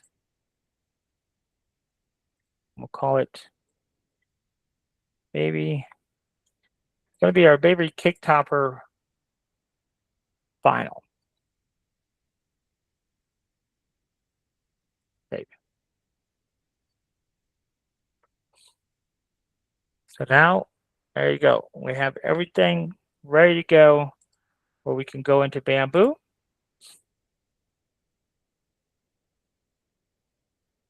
We will go ahead and save this. So you will get that piece, that hand, we'll call it hand lamp piece. Save. So if you want to make your own lamp with that, you can. And then let's import this SVG. Now this one is pretty easy to do because all the parts are basically going to be the same. So we want the baby cake topper final. We're going to set the height. So our height is going to be, in this case, what do we want to do here? Let's set it to, just trying to think. We'll set it to 8, I guess. And then everything but the back plate is going to be back to 2. So we'll come over here to objects and everything but this very first piece. So everything else gets set to 2.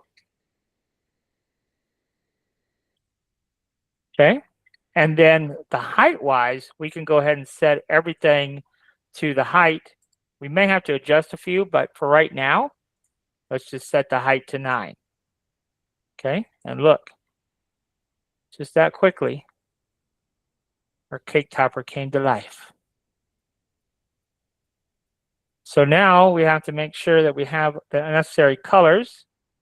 We have 8 and 10 and black and pink and white. I think maybe we do have them all. We might have to add one more. Oh, yeah, let's change color 7. Let's make it more skin tony. So let's see here. Something, that's one thing I don't like. I don't know how to represent skin tone in this because if we change this to 7, it's not going to look good. I already know that. Oh, actually, that doesn't actually look that bad. Looks better than I thought it would. So let's see. This piece here was tan. So that would be 10, right? And then this piece here was the darker color, 8. So we can do that. I'm not sure what's happening there. That piece, I don't think should be there. So let's hold on. Let's go back into Inkscape here. I see 2 things I don't like. I don't like this heart, and I don't like that piece. So let's take a look and see what's going on here. So that's part of this. Yes, that should not be there. Now what's going on what's going on with this? So that heart needs to be separate is what needs to happen. So that's easy enough to fix. So let's go ahead and do path and break apart. And all we're going to do is shift select the heart. I want that to be a separate piece, and then control plus. That's literally it. So I think we're good to go now. So we're going to just resave this, control S, and then back into Bamboo. And we'll just redo this, reset. We caught it early. So control I to the desktop, our baby cake topper final. So we're going to make the whole assembly 8 millimeters. And the reason we're making the whole assembly 8 is because the sticks that go into the cake, I always make them 6. So I wanted it just a little bit deeper than the sticks. So that's why we went with 8. So then everything else, except the first piece, we're going to make to 2. And then we're going to set the height to 9. And that kind of brings us back to where we were. Okay.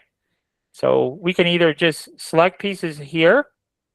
So if I select this piece, for example, we know that is dark brown. So that's our hair. And then that's our face. And we went with, I guess we went with number 7. And then that, we're going to go number 7. And then those are our bows, which is number 10. And then our tan skirt. And then our dark brown skirt, which is 8. And then our heart. So that's going to be 8. But that's one piece that's actually going to be a little bit thicker. So we'll go ahead and make it 3. So it sits proud of that just a little bit. And then our eyes, those are going to be white, which is 11. And then our eyebrows, those are going to be 8.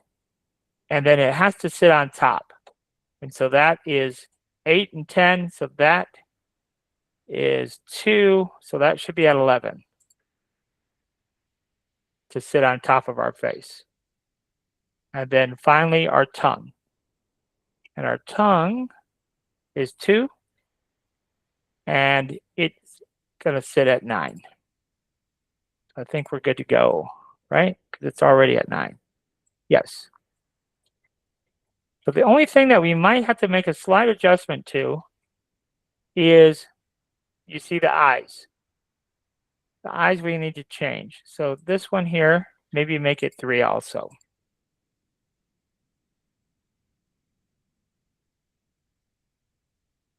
And there it is. Should be ready to go. So now all we have to do is add in some sticks. So we will make these 6 by 6. So 6 by 6. And then let's make this like, I don't know, 150, something like that. We'll make them big. It doesn't look, oh, that's our height, which is fine. We'll go ahead and lay them down. And we'll change our, we'll move that up here a little bit. We will change our stick color to 8. And then we'll go ahead and copy and paste.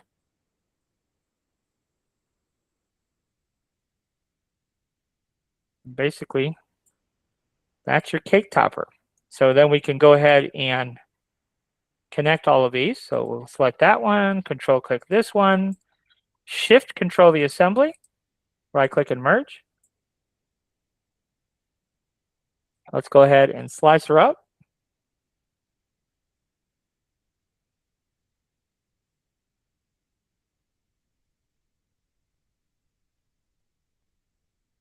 going to take 4 hours and 31 minutes to cut, or to print, I should say. And you can see I'm using that fine layer line detail that we did on top. So it gives a nice, really nice finish. So it's pretty cool how we can take an image, you know, that looks complicated and use chat to help us simplify it. Takes a few prompts to get it to where we need to be, but then we're able to, you know, use different parts and pieces to put it all together and make it work. So, Can I ask you a question? sure. When you, excuse me, if you unclick seams, do that matter or not? No, just visually. Like, so when I unclick it, you still have the seams. That's basically where the printer is starting and stopping, right? So you're still going to have those seams, but it's not really going to be noticeable on an object like this. You might, everywhere there's a little white dot, you might have like a little bit of a burl, you know, just a little bit of a tiny little nub. But on something like this, doesn't really matter, right? But like on a koozie, yeah, seams matter because it's just more visible. But you could see here, it's kind of scattered all over the place too, right? But on a koozie, it's all straight in line by default. And if we scatter it on a koozie, then we get these little nubs everywhere, you know, where it's starting and stopping for every layer. So on a koozie, it need to be checked. So yeah, so on a koozie, you know, if we come over here, and we select this, go under the quality tab, where the seams are, this is the default aligned. So usually, you know, To the back. and for some reason, the koozie is oriented where it's facing the right. Like when it comes from an animal, his koozies are oriented to the right. And I'm not sure like what purpose he had in mind, because when it's oriented to the right, the back, according to the slicer, when we choose back, right? So his koozie is pointing this direction. Well, this is the back of the plate according to the slicer. So those seams are going to show up on the right side of the koozie. But if he had it orientated to the front, where the spout is facing forward, then the back of the koozie will actually be to the back of the plate. So I don't know if there was some other reason why he had it pointing to the right. I have no idea. But I always tell everybody just to rotate it so it's facing the front. But you could use, you know, another option for the seams. So yeah, back would be one. Random, it would just scatter them, you know. Or we can use the smart scarf seam. It's supposed to try to hide the seams better. I don't know, but I just usually use back. And like I said, on a big flat object like this, it doesn't really matter too much. So any other questions? Anything else you guys want to see? Maya, she was feeling ill, so she's not going to come on tonight. So sorry to hear that. I got a question. Sure. When making the logos for the koozies, like, I guess my logos be too small and they be leaving like spaces. Like, how do I fix that? Well, I have a special, I'm trying to think if I have, let me just look here if I've got something. Let me see, let me think here. Let me look and see if I can find something here to give you an example.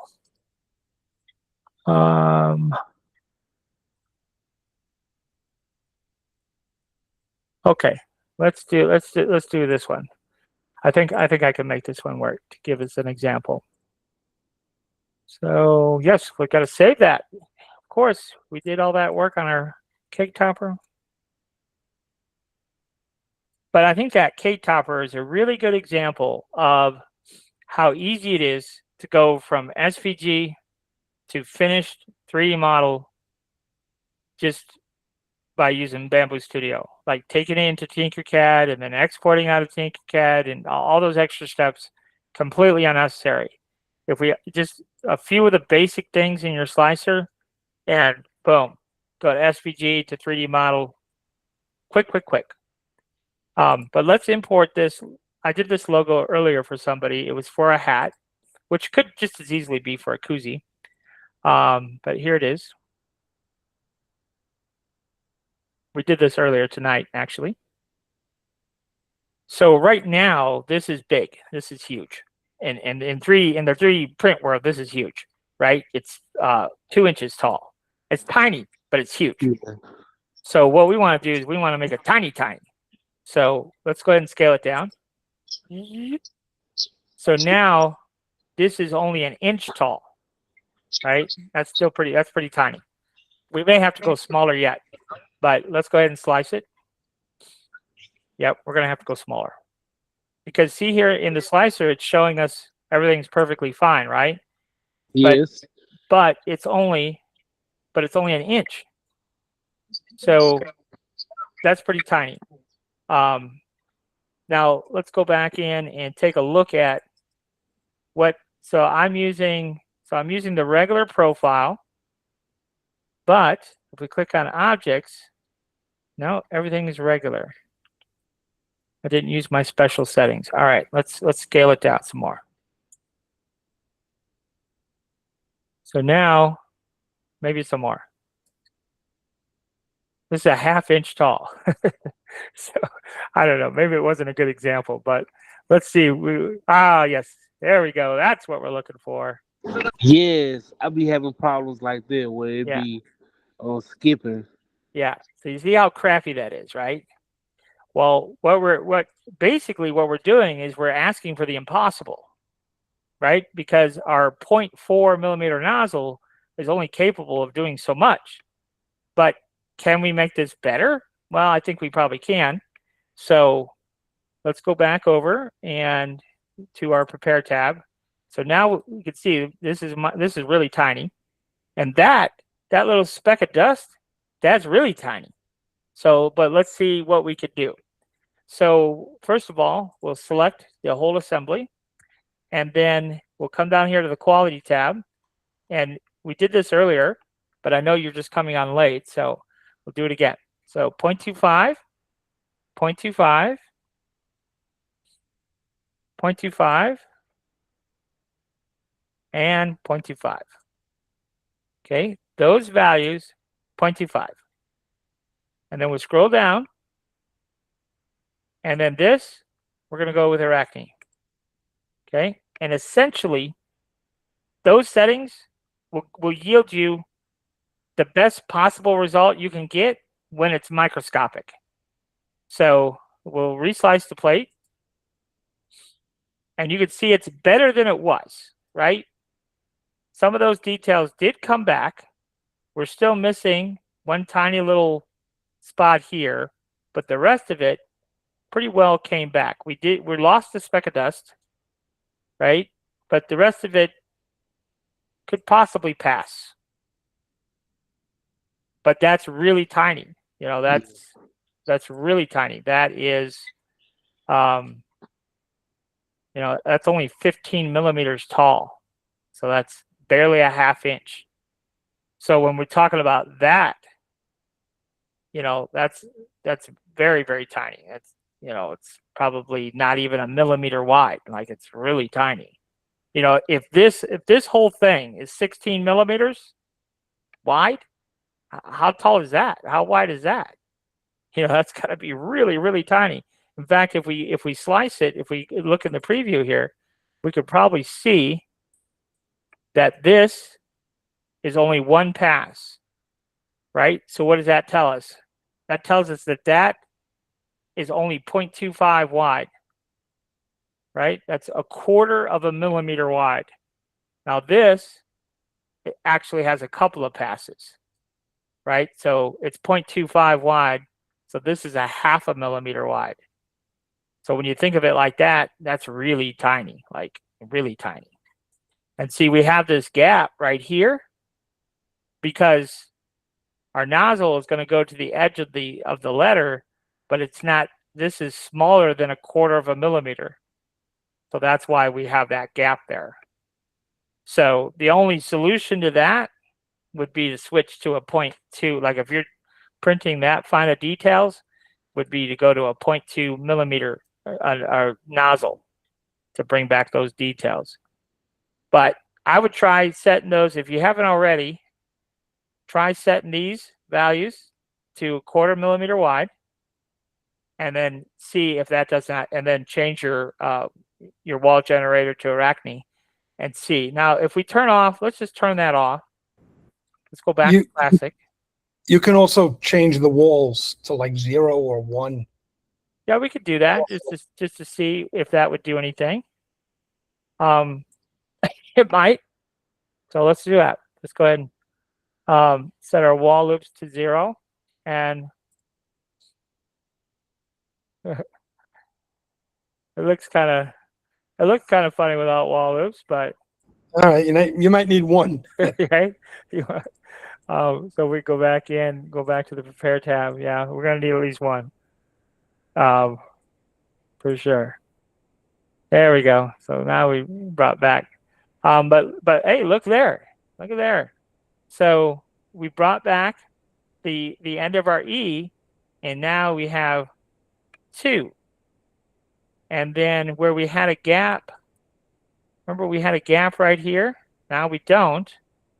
Now we have a little gap there and some gapping there. But yeah, oh, look at that. The little speck of dust came back. So yeah, good call on that wall loops. It solved some problems and created others, but anyhow, those are the settings to play with to get the maximum detail. And is it still going to be acceptable for how big this is? This is a win. Like, I would be interested to see what this actually would print out like in real life, and see what we would actually get. And maybe I would flip it over and print it face down, and maybe we would get a little bit better quality that way too.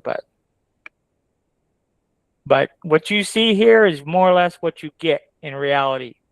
But again, this is only a 1/2 millimeter or a 1/2 inch tall, so it's really tiny. Thank you so much. Yep.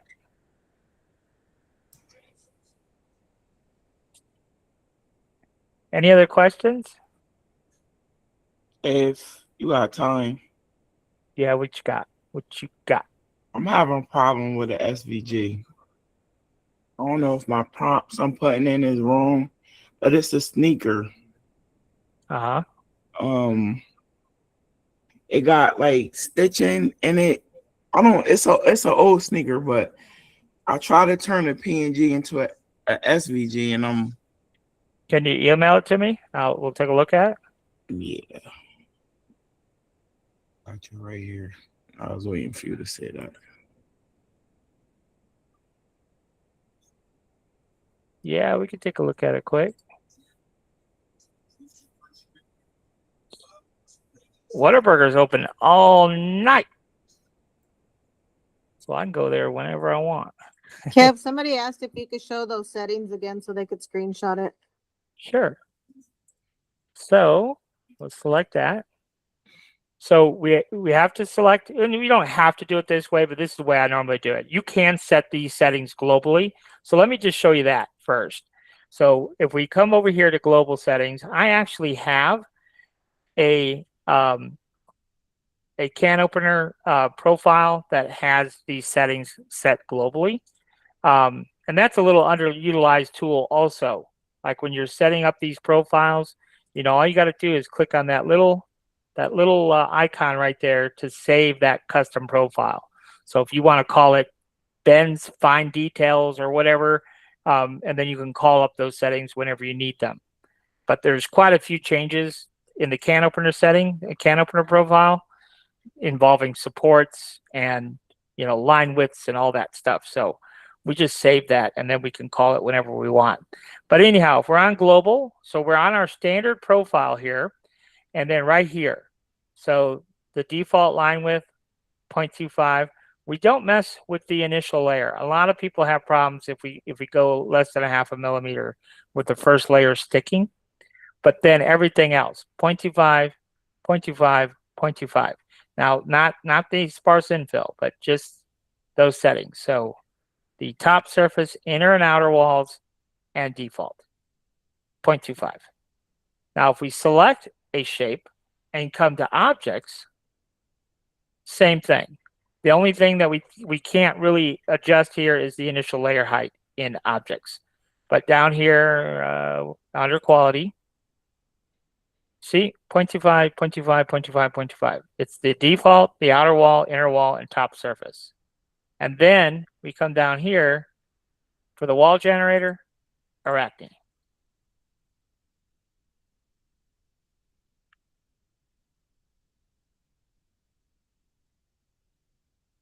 And notice with the Arachne wall generator, we get that spacing. Let's see, we'll go to strength.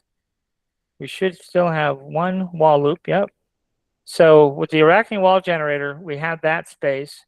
But if I turn that off, back to classic, let's see here. Oh, I gotta go to quality setting. Let's see, I go back to classic and reslice. See there? It actually does a better job there. I don't know about here, but it's kind of interesting. All right, Kia, did you send me that file? Yes, I sent it. All right, let's pull it up here. Let's take a look what you got here. Reebok. All right. So let's see here. Let's download it. You making a Reebok lab? Yeah, I want to, instead of doing the Jordan, I want to do it different. I want to use a Reebok 90s. You had that back in the day? Yeah. All right. I could see you on it in high school having these. All right. So let's show you. So I'm going to move this over here. Show you what Kia's talking about. So that's what she wants right there. So that should be no problem. So it's a nice, it's, you know, it's pretty good quality image. Like, you know, you zoom in, it's pretty good detail.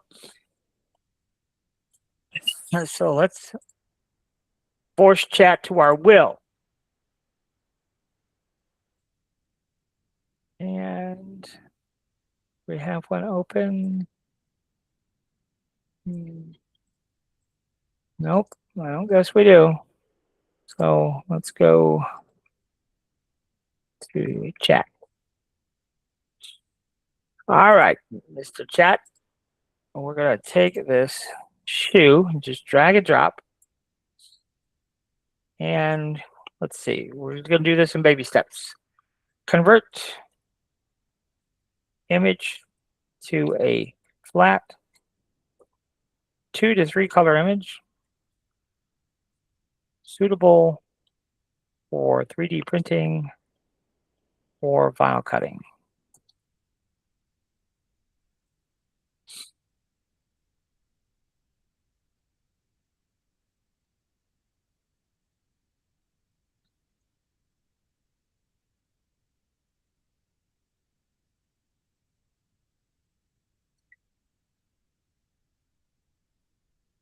I was doing it. The Reebok wasn't coming up.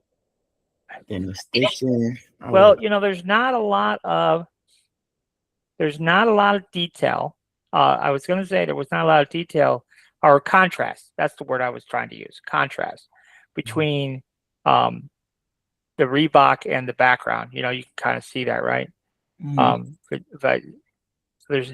It's really washed out. So the fact that it was able to pick it up at all is, you know, pretty remarkable, right? So, so this is pretty good. Yeah, I think that came out way better than mine. Now the thing of it is that Reebok symbol right there, that is not going to be 3D printable, right? Because it's too tiny. So we are going to go back in and refine this a little bit. but for our initial step, that's pretty good. So we'll go back in and refine this a little bit. Let's, I think I want to make the shoelaces a different color. So just in case you wanted to do that, like if you wanted to make the shoe cases a different color, and I want to all the detail lines to be more bolder, a little bit thicker. So those are the two things that I'll ask it to do. Make the shoe strings a different. So maybe let's see here. Yeah, make the shoestrings a dark purple. Okay, and then make all detail lines and stitch lines a little more bolder. Let's see what that does.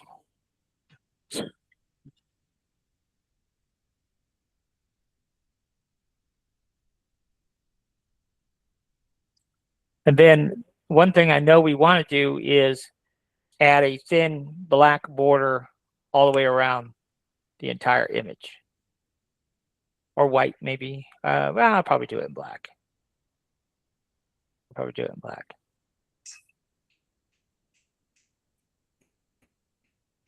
I was trying it so much, it said you can't do it no more. Oh yeah, you gotta pony up, Kia. You gotta pony up. Okay, so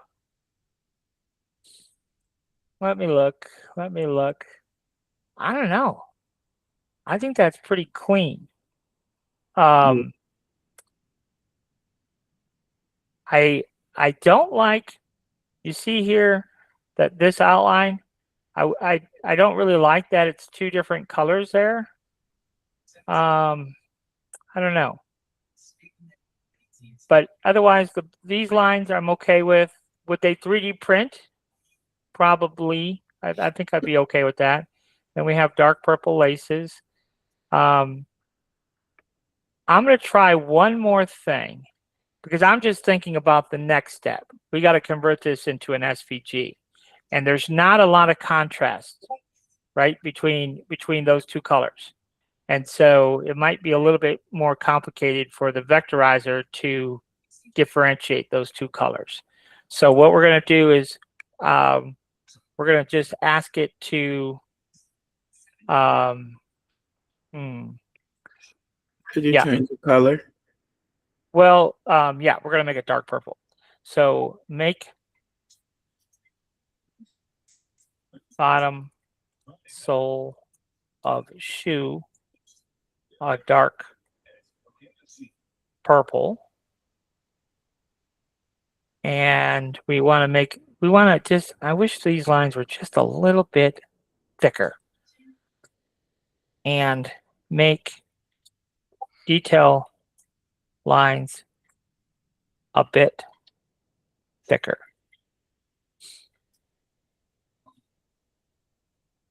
And then let's go ahead and add. Let's go ahead and add a border. Add. So let's say the image is 200 millimeters wide. So it gives it a reference of how big this is. And then we're going to add a, let's do 6 millimeter medium weight offset border around image. Let's try that.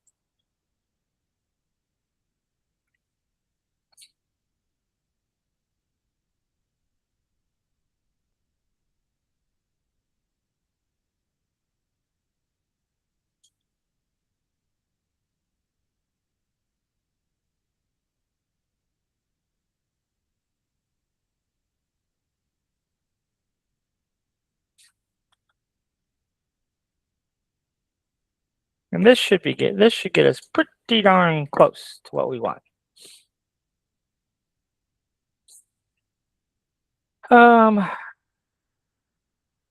What do we think?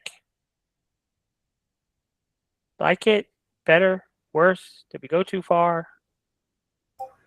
I think the border we could shrink the border though, right? In Inkscape, right? Exactly. Yeah. Okay. I'm cool with that. But the shoe itself, I think, is pretty solid, and the detail lines are just a little bit more bold. So I think that's going to print out pretty good. So just as a reference, it's not bad. Now the original shoe, I think you see how it's like longer, where this doesn't that one looks shorter, Yeah. like The stubbier, front looked like a Jordan, yeah. huh? The front of it looked like a Jordan sneaker. Yeah. Yeah. So maybe we should ask it to stretch out the front toe of the shoe a little bit. So stretch out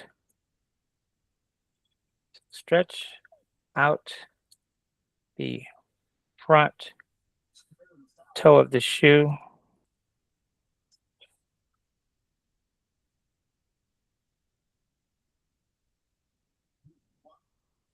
A little bit. We might have to do this a couple times. Let's see if it looks good at all the first time around. Because when you use like generic terms like that, when you're saying stretch it out a little bit, well, what does that mean? It's kind of like saying, hey, I want something badass. Well, what does badass mean to you? So it may go crazy and stretch it out where it looks, completely goofy.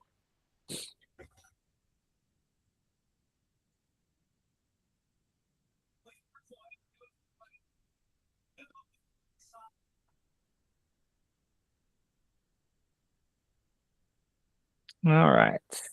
Did it stretch it? Yeah. Should we do it a little more? Because you see how stubby it is here, but yeah, a little more. you think so? Just yeah. All right, let's do it again. A little bit more.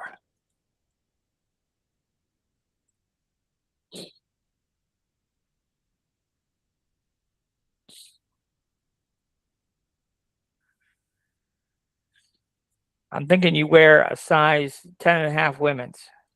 I never met you. Am I close? Nope. Bigger.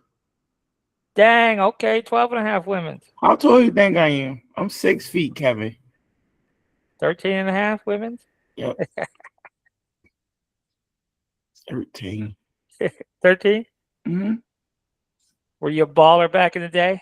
No, I No? never played ball. They always used to try to get me to play. But Oh, see, freaking chat. Look at that. Messed us up. We were going in the right direction there, I know. but not in there. So, what are we gonna do? Let's so did it change other parts of the design? Trying to look here. No, not so much. Let's edit this one. Stretch. So this shoe is a woman's 9. Stretch out to be a woman's 10.5. Sometimes I just like to do crazy shit to see what it will do. We need a size 9.5, please, chat.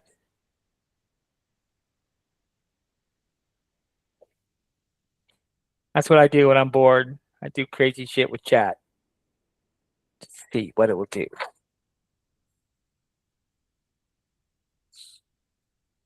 Stretching it out. Or sketching it out, it said. Nope. Didn't give us a 10.5. Did it?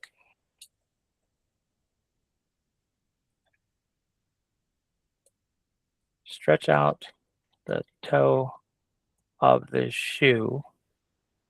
Should we say quite a bit? Quite a bit. See what that does.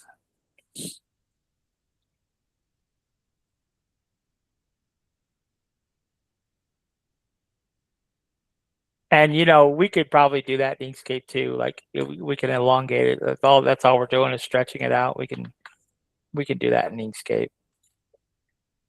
Get a pretty good representation of it.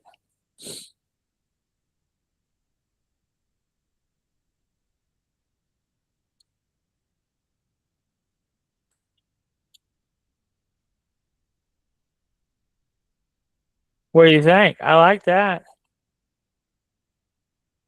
Yep. Let's see here. Let's look at the original. We got there. That's more better. Yeah, that's pretty close. Yep. All right. So finally, chat is something we can work with here.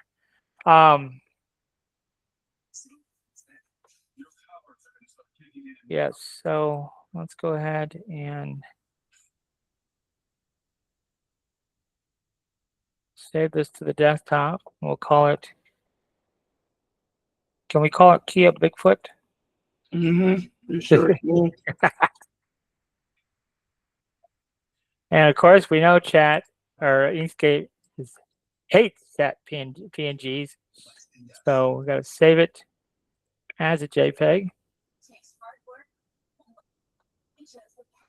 Save. Okay, and then come into Inkscape. New layer time. We'll turn this one off. And we'll import your shoe.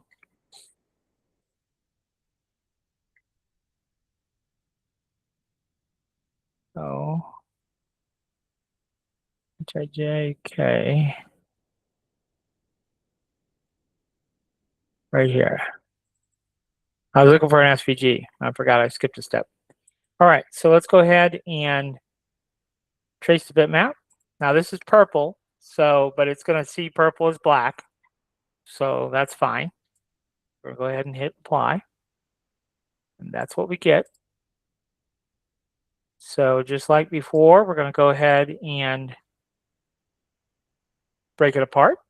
So path and break apart. Now in this case, we know that we're going to get rid of the border altogether because we say that's too much. Maybe we'll leave that one and we'll just get rid of this one. And then we'll just bring this in. So we can bring this in. So let's go ahead and do the offset here. And how much? Well, we don't know because we really don't know how 2 millimeter relates to the size of this shoe. So we're going to let's do -2 and just see what that looks like. Okay, so I see what that looks like. So let's do -4. That's probably going to get us. What do you think? You like that offset better? I know it's a little bit difficult to see, but what we can do is take this object, lower the bottom, give it a color, just so we could see how it relates to the shoe. What do you think? You think that's about right? I think that's about right. So then we can go ahead and take this piece, we'll give it a different color, and we'll go object to the bottom, and then we're just going to do page up one level. So this is the bottom. So if we come up one level, let's see, we got, which one do we have here? Yes, so we're going to come up one level. Okay, and then, so this could be, so if we make this white, okay, and we make this dark purple, for example, then all of those other details that are black right now, let's go ahead and Control K, combine them all together, and then we can make that, you know, a lighter purple or whatever we want. You can change out the color, whatever you want. Yep, that's pretty. So, and that'll print nice and easy, you know. So if we go, so we're going to file, save as to the desktop.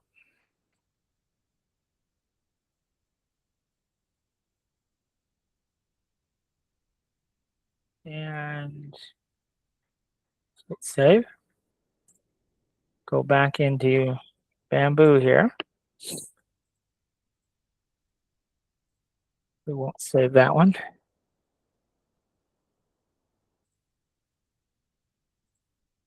So there's our SVG. We'll go ahead and scale it down to the magical 240. We're going to use uniform scale. All right, that's basically as big as we can get it for our build plates. And then 75.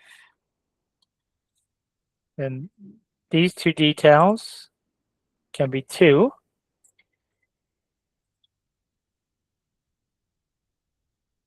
And then they can both be brought to, well, actually, yeah, they both can be brought to 76. But then we got to break off, and this one's got to go higher yet. So that one's got to go to 78, I believe. So there's the classic white on white.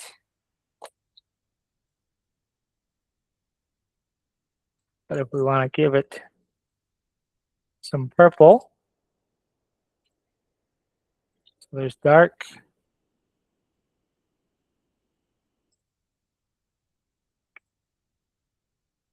So there we go. And then do light. Just lighten it up a little bit.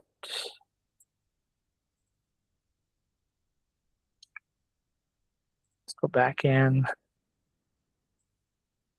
We shift it that way a little bit. What if we shift it this way? Make it lighter. I don't know. Whatever color. So this one, we can do the lighter color. And then this one, we can do the darker.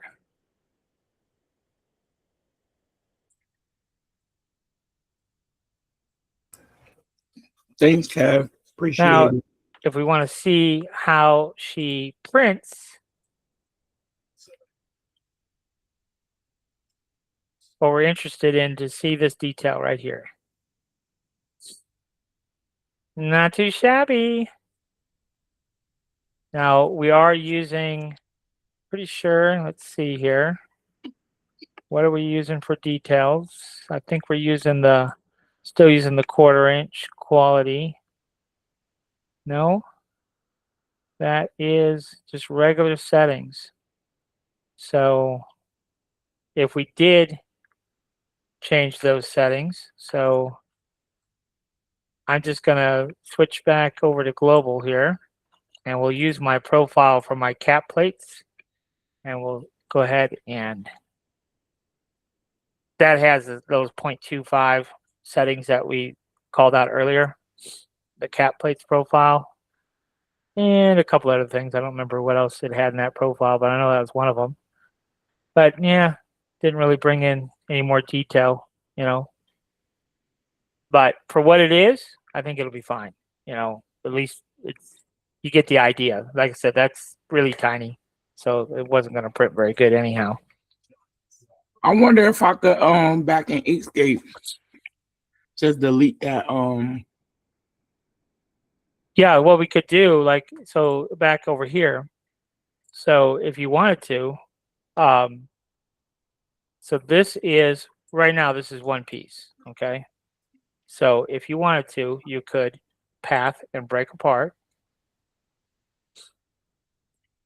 Go into wireframe mode here, and we'll use our Alt key and click and drag. And when you scribble through anything that red line crosses over, will get selected. So you see there, you just go crazy. And then you could delete just that part of it. And same thing here. So we're just going to alt click right to that, right? And now that's selected. And so now we can come in here and we could just make make it this bigger. make a little bit bigger to fill that void, like so, right? And then let's get back out. Let's see here. We basically, let's select everything and then just shift select the dark purple, shift select the pink, because we don't want that, but everything else we do want. So now we can go ahead and hit Control K again, combine everything back together, and see, that is definitely going to look better. Yeah. So I'll save that revision. And that, my friends, is how you bend chat to your will. Save yourself a lot of time.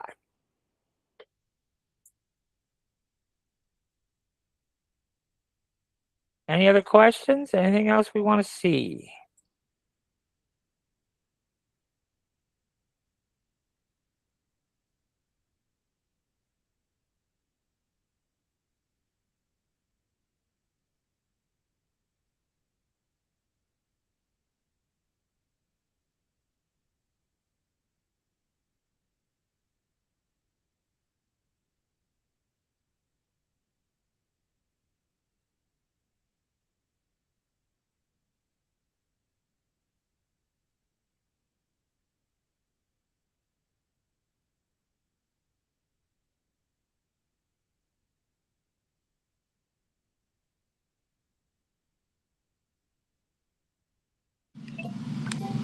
Thank you, Kevin. Have a good night. Thank you. Learned a lot tonight. Thank you.